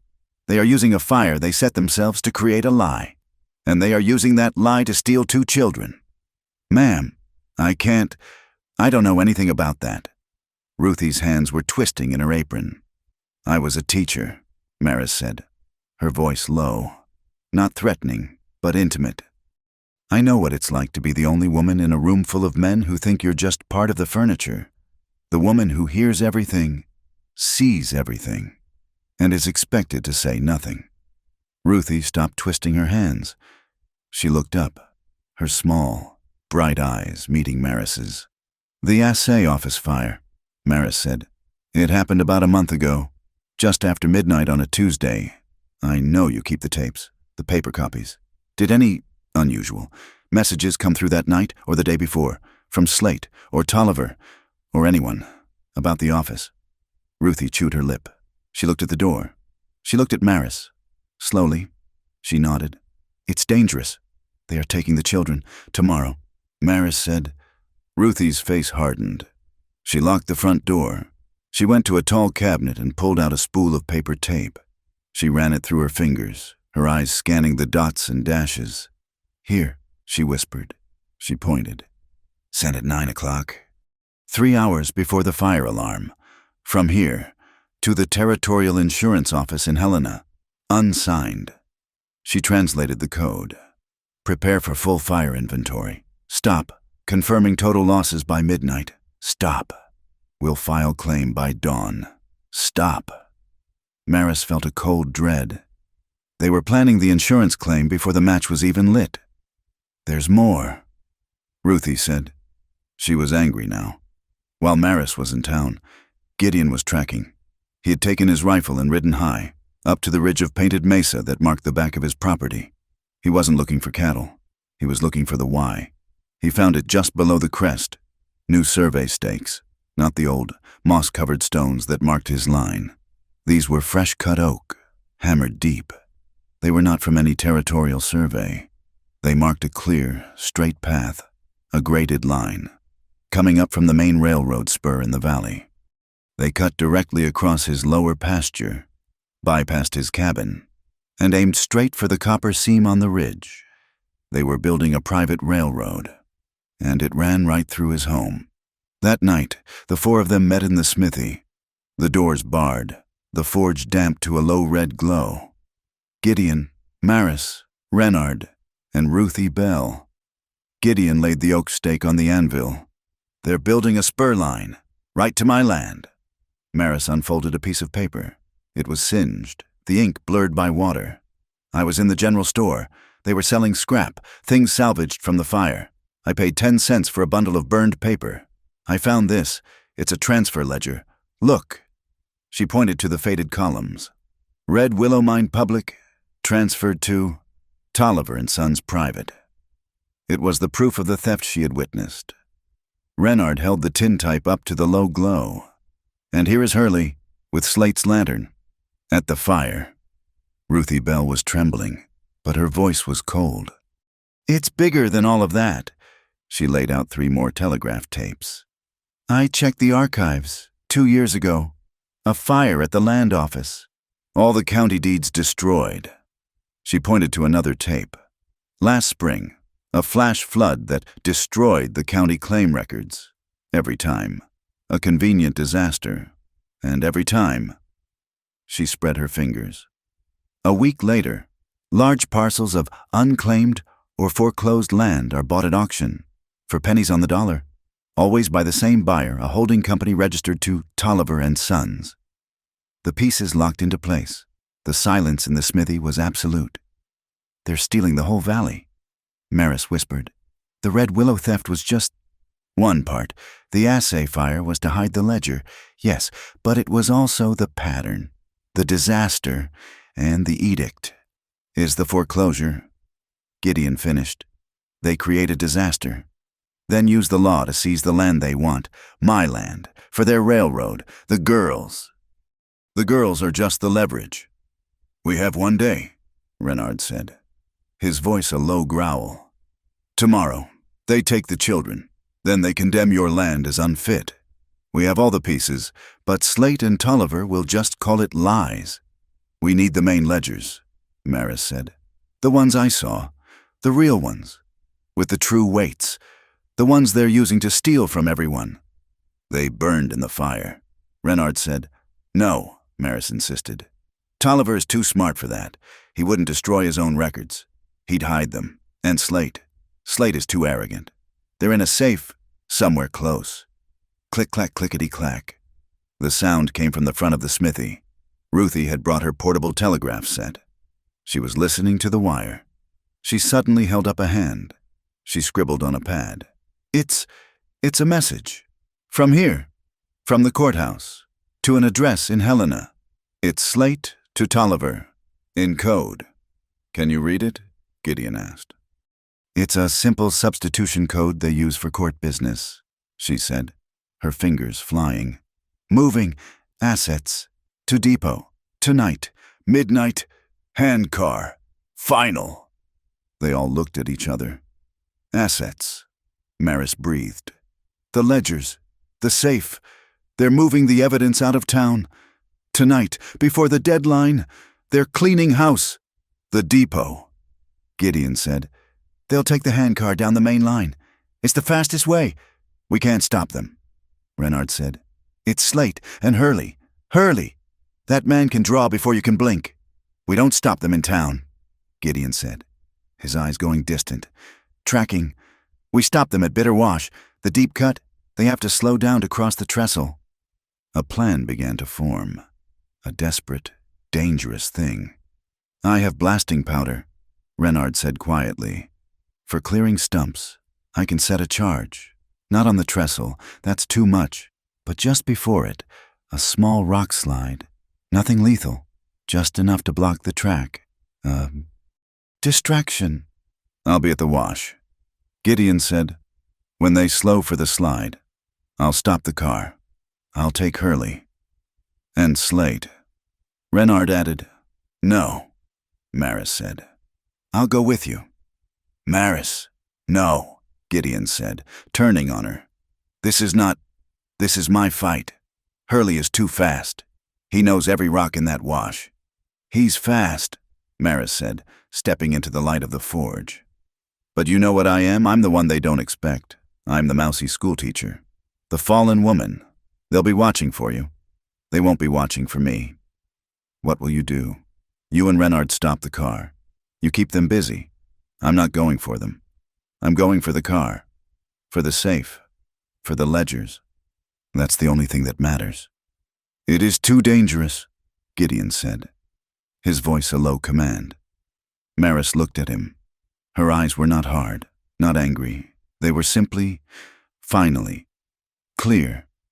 She put her hand on his arm, the first to initiate the touch. Gideon, she said, her voice soft but unbreakable. The first time, at Red Willow, I was just a witness. I hid in the shadows, and they burned the world down to silence me. I won't hide again. I will not be the witness this time. I will be the proof. She met his gaze, unflinching. If the truth needs a face, let it be mine. He stared at her for a long, silent moment.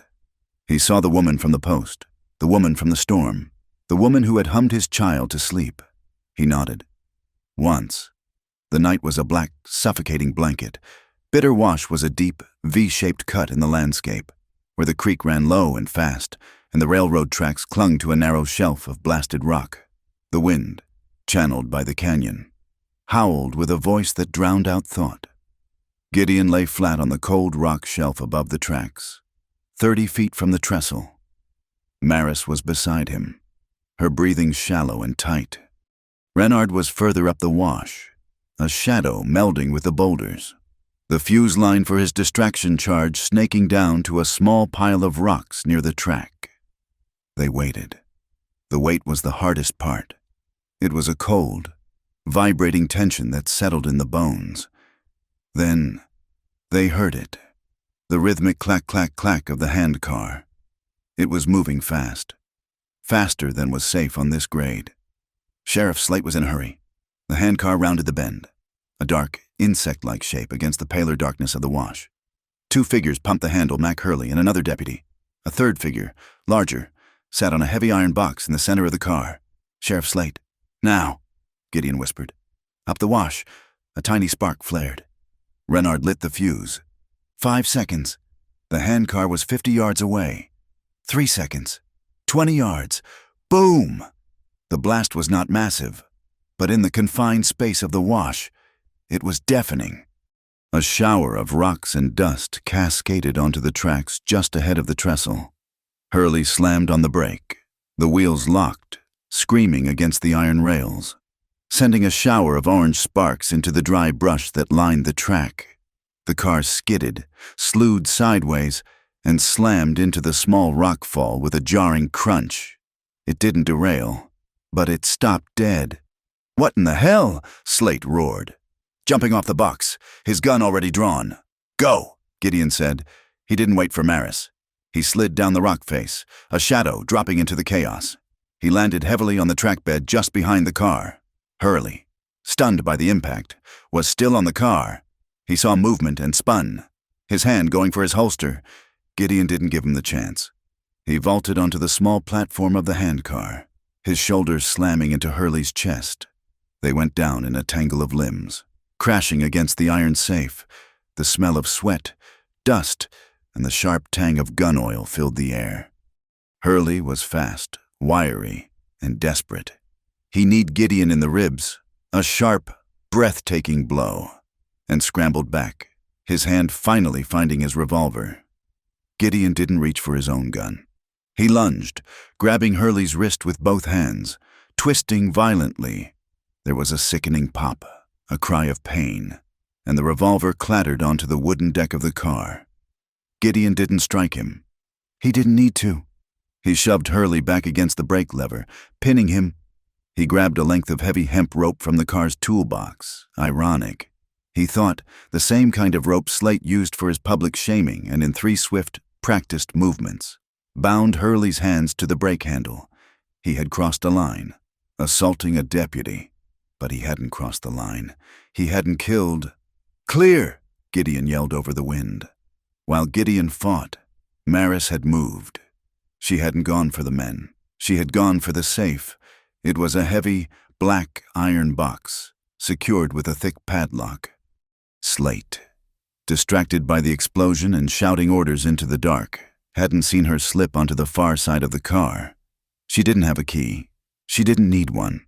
She had Renard's heavy blacksmith's hammer, which she'd carried under her coat. She raised it high and brought it down on the padlock with every ounce of rage and fear she possessed. Clang. The sound rang out, sharp and clear, cutting through the shouting. Slate spun around. He saw her. "You!" he roared, raising his gun.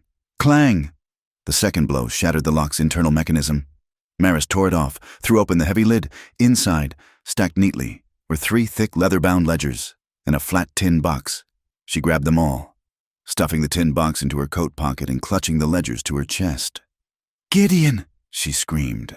Slate fired. The shot went wild, sparking off the iron rail near her feet. He was running toward the car now, bellowing for his other deputy, who was still dazed on the ground. But something else was happening. The sparks from the locked wheels had found the dry, winter-killed cheatgrass at the edge of the track, fanned by the canyon wind. The small flames leaped, caught, and suddenly, a wall of fire roared to life. Separating Slate from the car, the fire was moving fast, racing up the slope toward the main road, toward the open range. "Fire!" Renard yelled from the rocks above. "It's crowning!" Gideon grabbed Maris, pulling her off the handcar just as the flames licked at its wooden frame. They scrambled back, away from the heat. Slate was trapped on the other side of the firewall, his horse, which he must have ridden down separately, rearing in panic near the trestle. He fired 2 more shots into the air, not at them, but as a desperate signal. "Fire, fire in the wash!" The wind was driving the flames straight toward the Park homestead, miles away, but directly in the path. "We have to stop it." Maris cried, looking at the terrifying orange glow that was growing by the second. The ledgers, the proof, suddenly seemed small against the threat of total devastation. Gideon looked at the fire, then at the wind. "We can't fight it from here. It's moving too fast. We burn it back." Maris said she recognized the pattern. The wind was funneling. If they created a break, she didn't wait for permission. She dropped the ledgers on the bare rock of the tract. She grabbed a dead sagebrush branch, lit it from the advancing edge of the fire, and ran not away from the fire, but parallel to it, dragging the burning branch through the dry grass about 50 yards ahead of the main blaze. "Maris, what are you doing?" Gideon yelled. "Running after her. Creating a black line," she shouted over the roar. "If we burn this fuel now, before the main fire gets here, it will have nothing to eat. It will die." It was desperate, dangerous work. The heat was intense, searing their faces. Smoke filled their lungs, thick and choking. Gideon understood instantly. He grabbed another branch, lighting it, running in the opposite direction, extending her line of defense. They were fighting fire with fire, gambling that their small, controlled burn would consume the fuel before the raging wildfire could reach it. Renard scrambled down from the rocks, his shovel in hand. He began frantically digging a trench along their backburn, throwing dirt onto the flames to keep them from spreading the wrong way. For an hour, they fought. It was a hellscape of noise and heat. Their faces were blackened with soot, their throats raw. Slowly, miraculously, it began to work.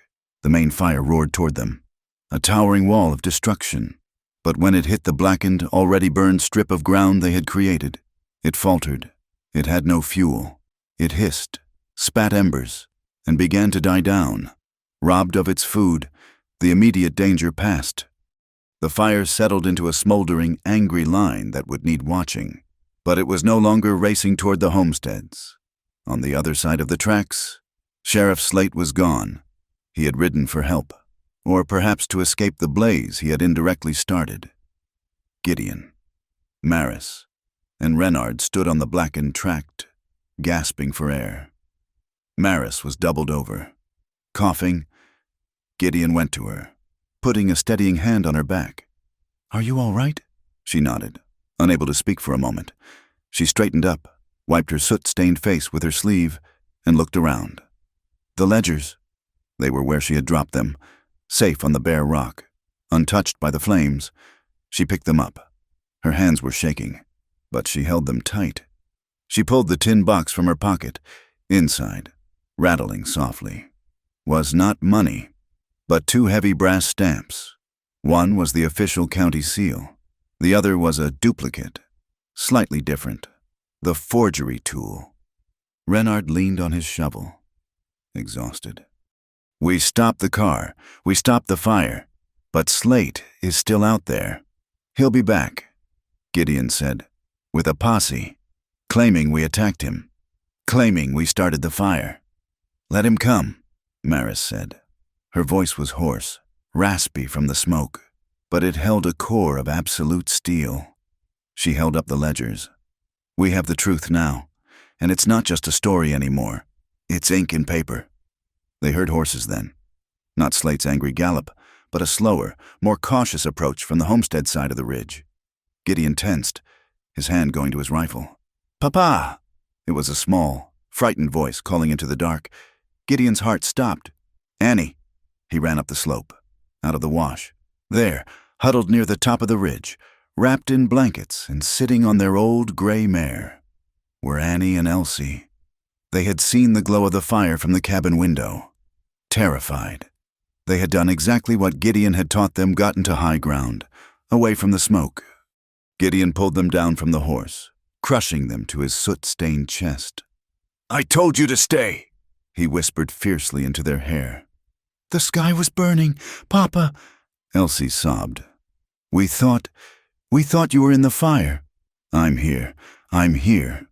He rocked them, his own relief so profound his knees felt weak. Maris climbed up the slope behind him. She stopped a few feet away.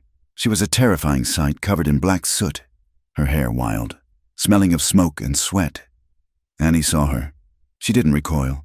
She wiggled out of Gideon's arms and ran to Maris, burying her face in Maris's filthy skirt. "You stopped it," Annie said, her voice muffled by the fabric. "We saw you. You made the fire go backwards."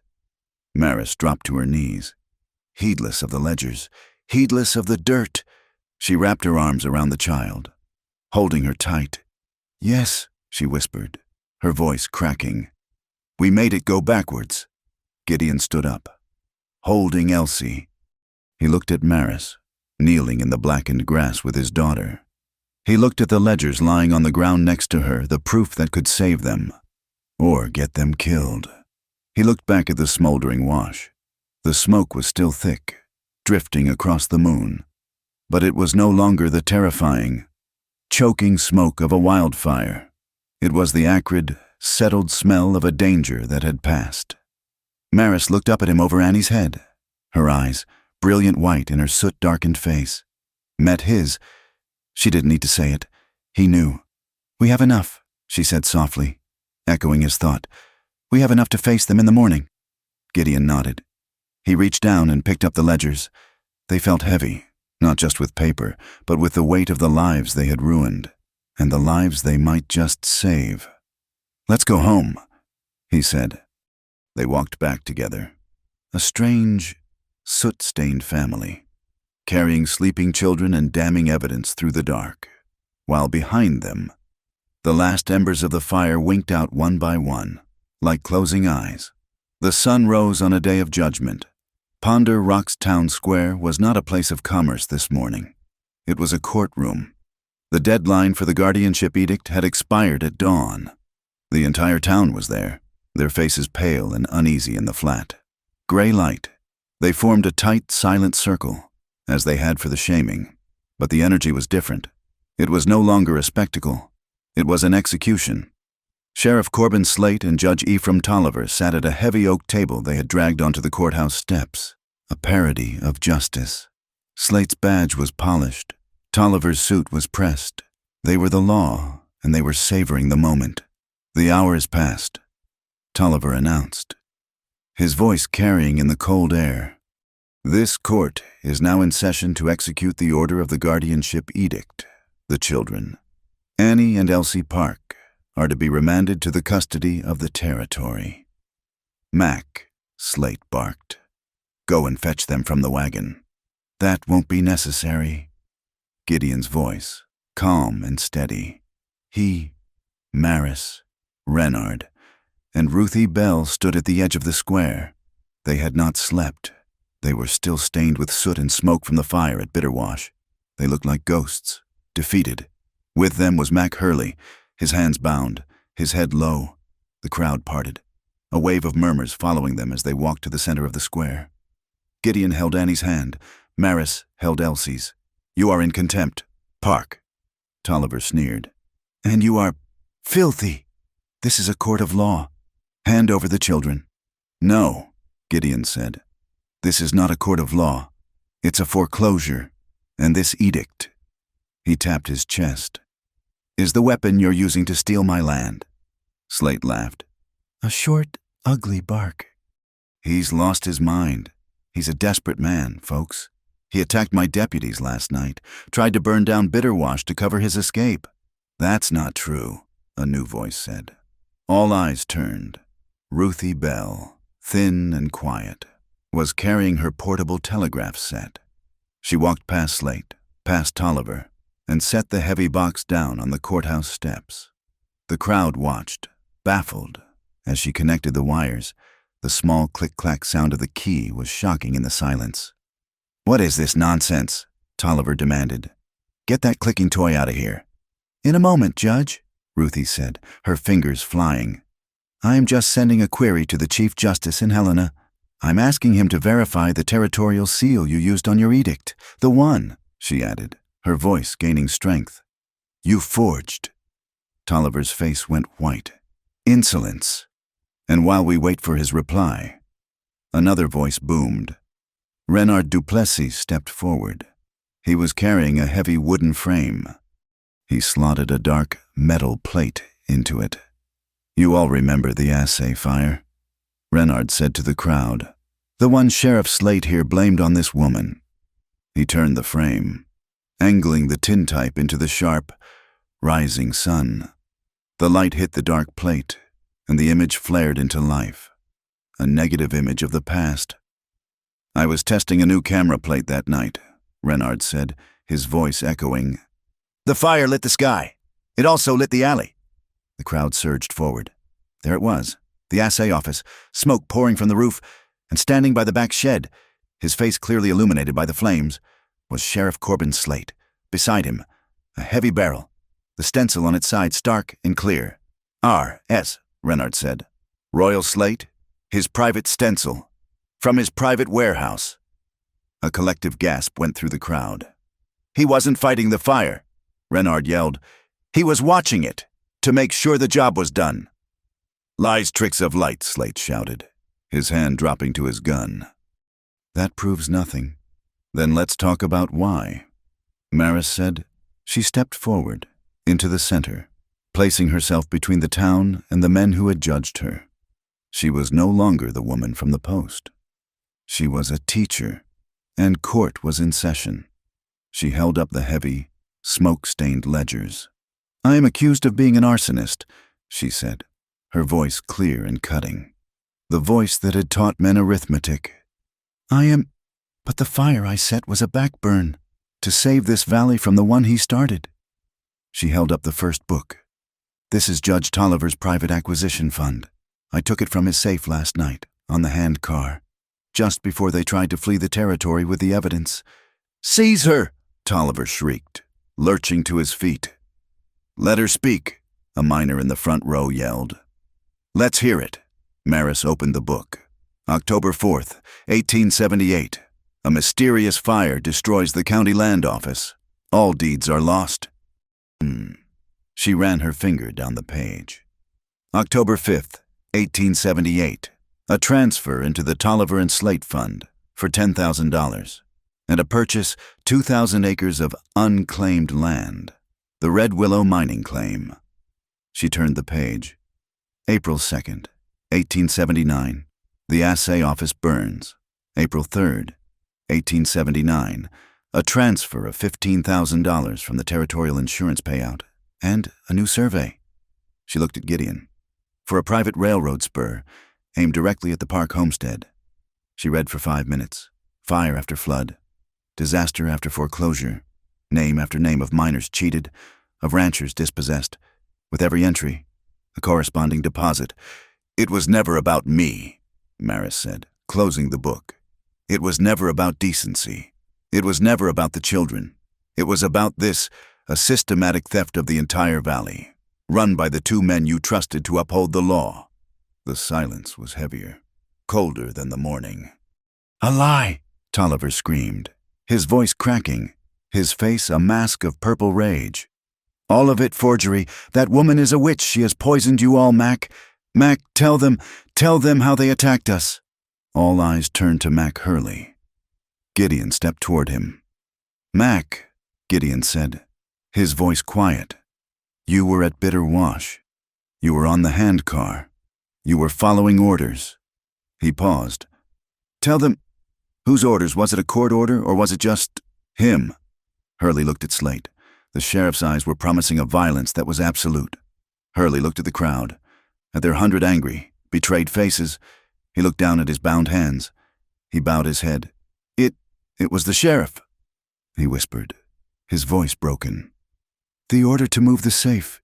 It came from him, just him. He said we were cleaning house. Judge Tolliver, he just signed the papers. He always just signed the papers. Traitor! Tolliver shrieked, collapsing into his chair. You'll hang for this, all of you, forgery. It's all a forgery. Click-clack, clickety-clack, clack-clack. The telegraph key. Everyone froze. Ruthie Bell, her face pale but her hands steady, ripped the long paper tape from the machine.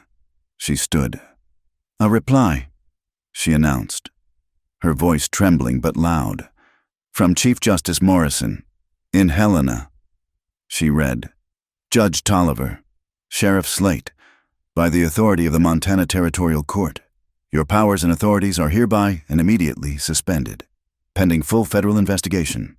The fraudulent seal is confirmed. The guardianship edict is void. Surrender your weapons to your deputies. This is a direct order. It was over. The word void echoed in the square. Slate did not move.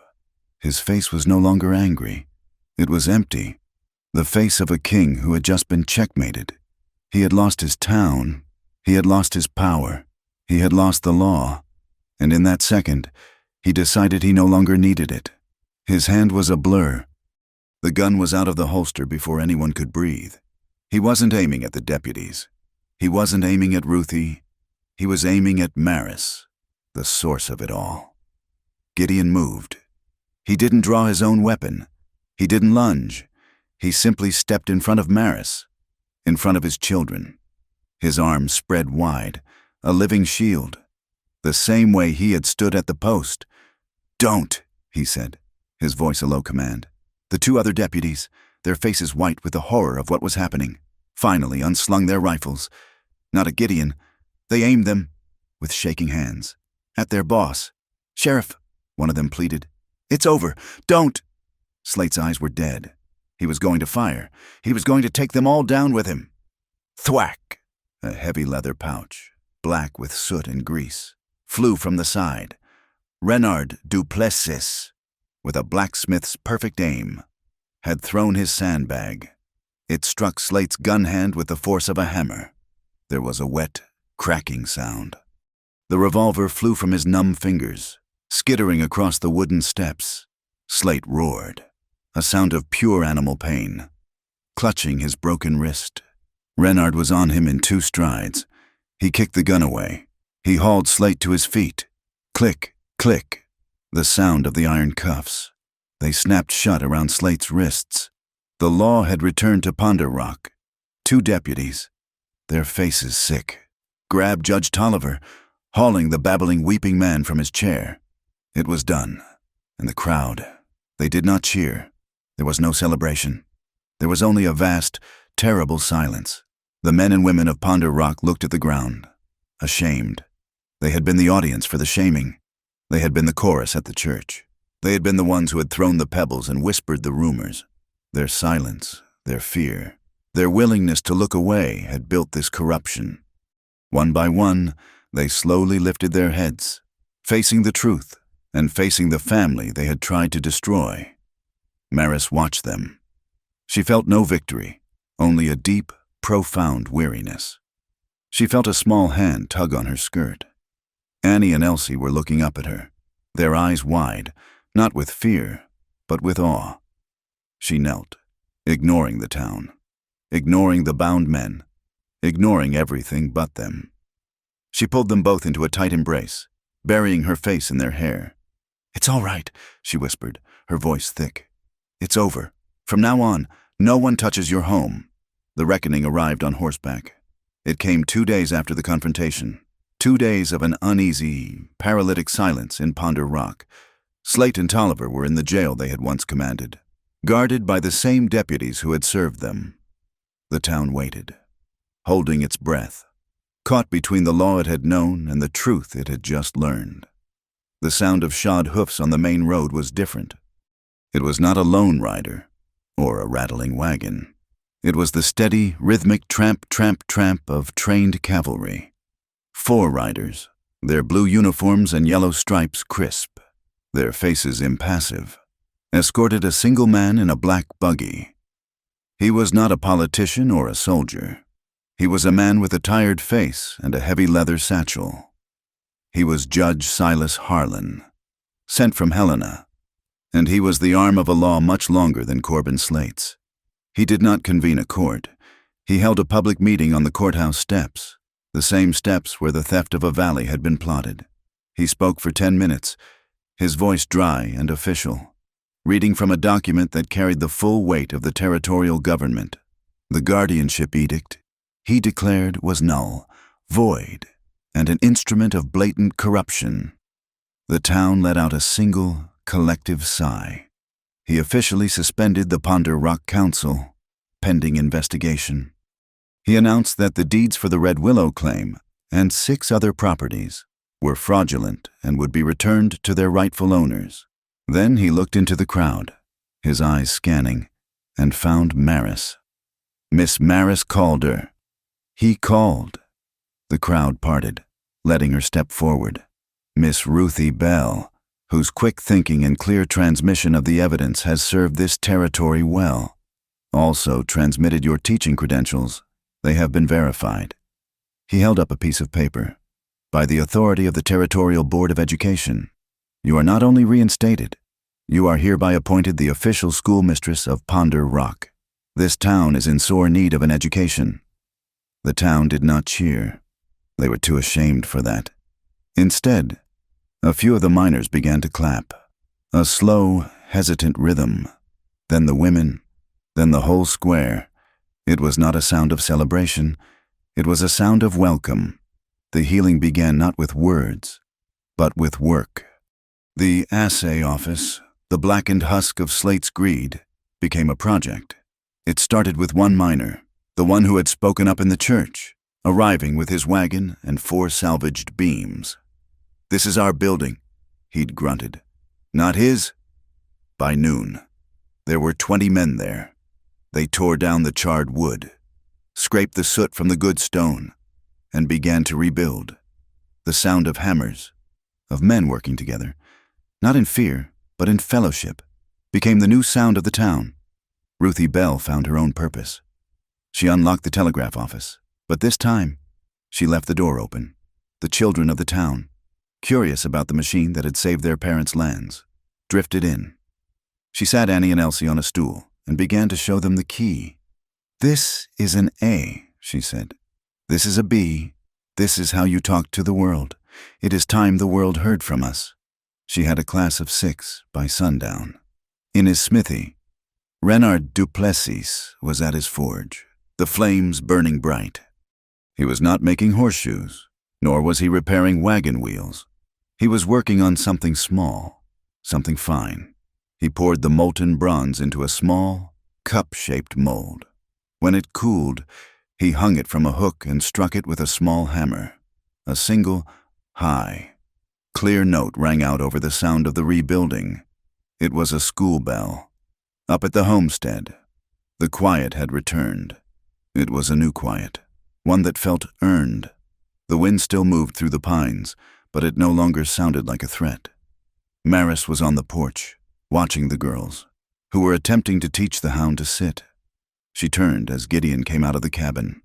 He had his knife in his hand, the one he had used to cut her free, the one he had used to carve the sign.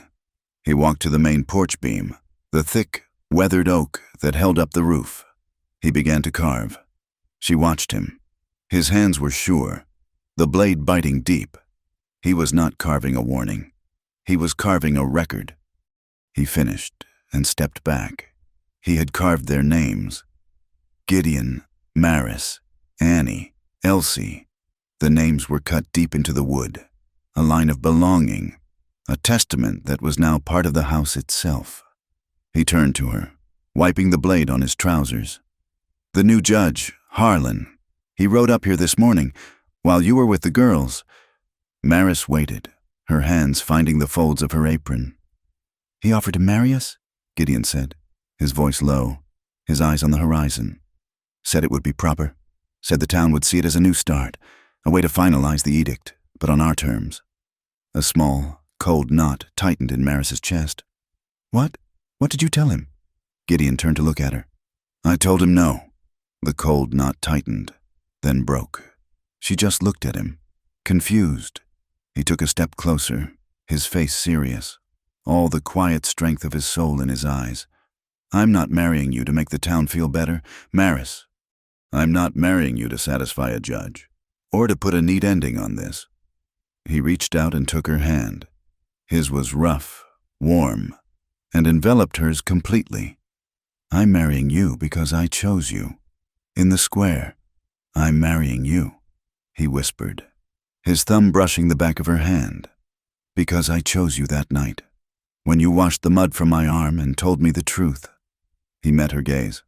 "I'm asking you to choose me, just us, here, not for them."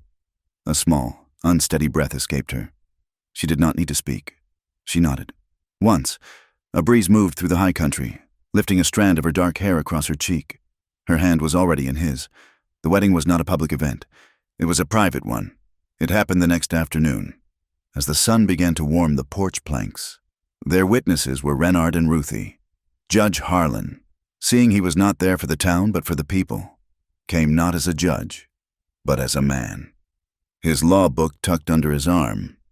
There were no decorations, save for a tin cup full of blue and yellow wildflowers that Annie and Elsie had picked on the ridge. They stood on the porch, under the newly carved names. Maris wore her simple calico dress, the one she had mended, but in her hands she held a small, folded square of old, ivory-colored lace, a handkerchief. Gideon had given it to her that morning. "It was my mother's," he'd said gruffly, pressing it into her palm. "It's the only thing of hers I have. It should be yours." Judge Harlan did not make a speech. He opened his book. "Mr. Gideon Park, do you take this woman?" Maris called her. "To be your wife, to be her shelter, her partner, and her family."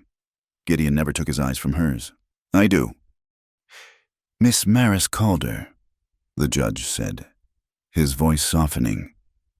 "Do you take this man, Gideon Park, to be your husband, to be his partner, his strength, and his family?" Maris looked at this quiet, solid man who had stood between her and death, who had believed her truth, who had carved her name into his home. "I do." "Then, by the authority given to me," Judge Harlan said, "and by the authority you have given each other, I pronounce you man and wife." Before he had even closed the book, Annie and Elsie let out a whoop, throwing their handfuls of saved petals into the air. The blue and yellow flowers rained down on them, catching in Maris's hair. Gideon smiled. He put his hands on Maris's shoulders. His lips met hers. It was gentle and firm. It was not a kiss of fire and passion. It was a kiss of certainty. It was not for show, or for the town, or for the law. It was the quiet, solid sound of a heavy lock sliding into place on a door that was already secure. When they parted, Maris laughed. a sound of pure, unburdened relief. She grabbed Annie's hand, then Elsie's. "Come here," she said, and she spun them in a small, wild dance, her skirts rustling on the porch boards, their laughter mixing with the sound of Renard's new bell, ringing for the first time in the valley below. Gideon leaned against the post, under his name. He watched his wife and his daughters. He did not laugh, but his eyes, those quiet, guarded eyes that had seen too much, were smiling. The next day, Gideon rode to the gate. He took down the plank that read, "Chosen by us." It had been a sign of defiance, and the war was over. He hung a new one, wide and freshly planed. In clean, clear letters, it read, "The Park Home. Enter with kindness." That night, the cabin was warm. The fire crackled in the hearth, a comforting, steady sound. Maris was sitting on the floor, leaning against Gideon's chair, reading a book aloud to the girls, who were curled in their blankets. Gideon was at the table, oiling a harness, the leather and the oil smelling of work and peace. The lamplight cast 4 distinct shadows on the cabin wall. They were long, and they danced in the firelight. The family, which had begun as a desperate choice in a dusty square, finally had a shape. It had a sound, and it had a name. 1 year passed. The high plains of Montana, which had been a landscape of iron-hard survival, softened. The spring of 1880 arrived not with a flood, but with a gentle, persistent rain that turned the valleys a shade of green so bright it hurt the eyes. The ground, scarred by the bitter wash fire, had healed, the ash giving way to a riot of wildflowers and thick, sweet grass. The Park homestead felt the change. It was no longer a silent outpost. It was loud. The source of the noise was twofold, a small, perpetually angry herd of goats that Maris had insisted on acquiring for milk, and a mule named Wicket. Wicket was a creature of profound, philosophical stubbornness, purchased by Gideon for $2 at a freight auction, mostly because the auctioneer had been so relieved to be rid of him.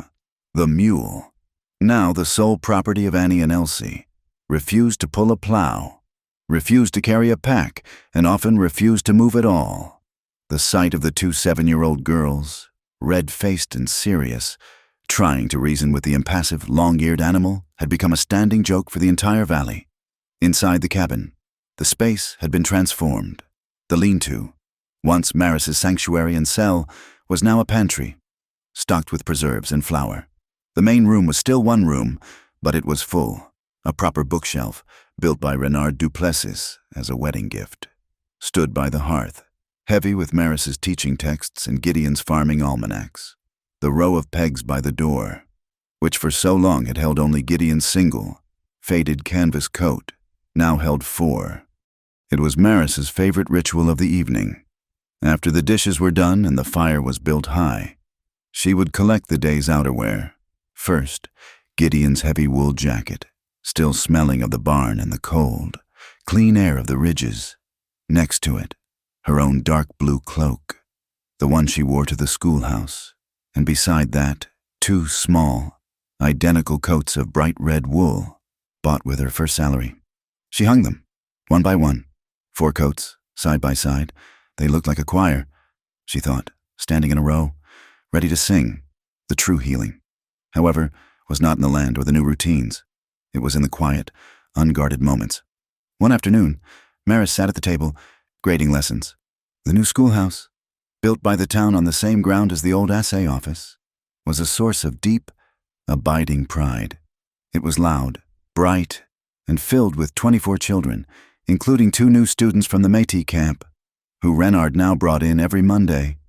She found a stray piece of drawing paper at the bottom of her satchel. It was not a lesson. It was Elsie's.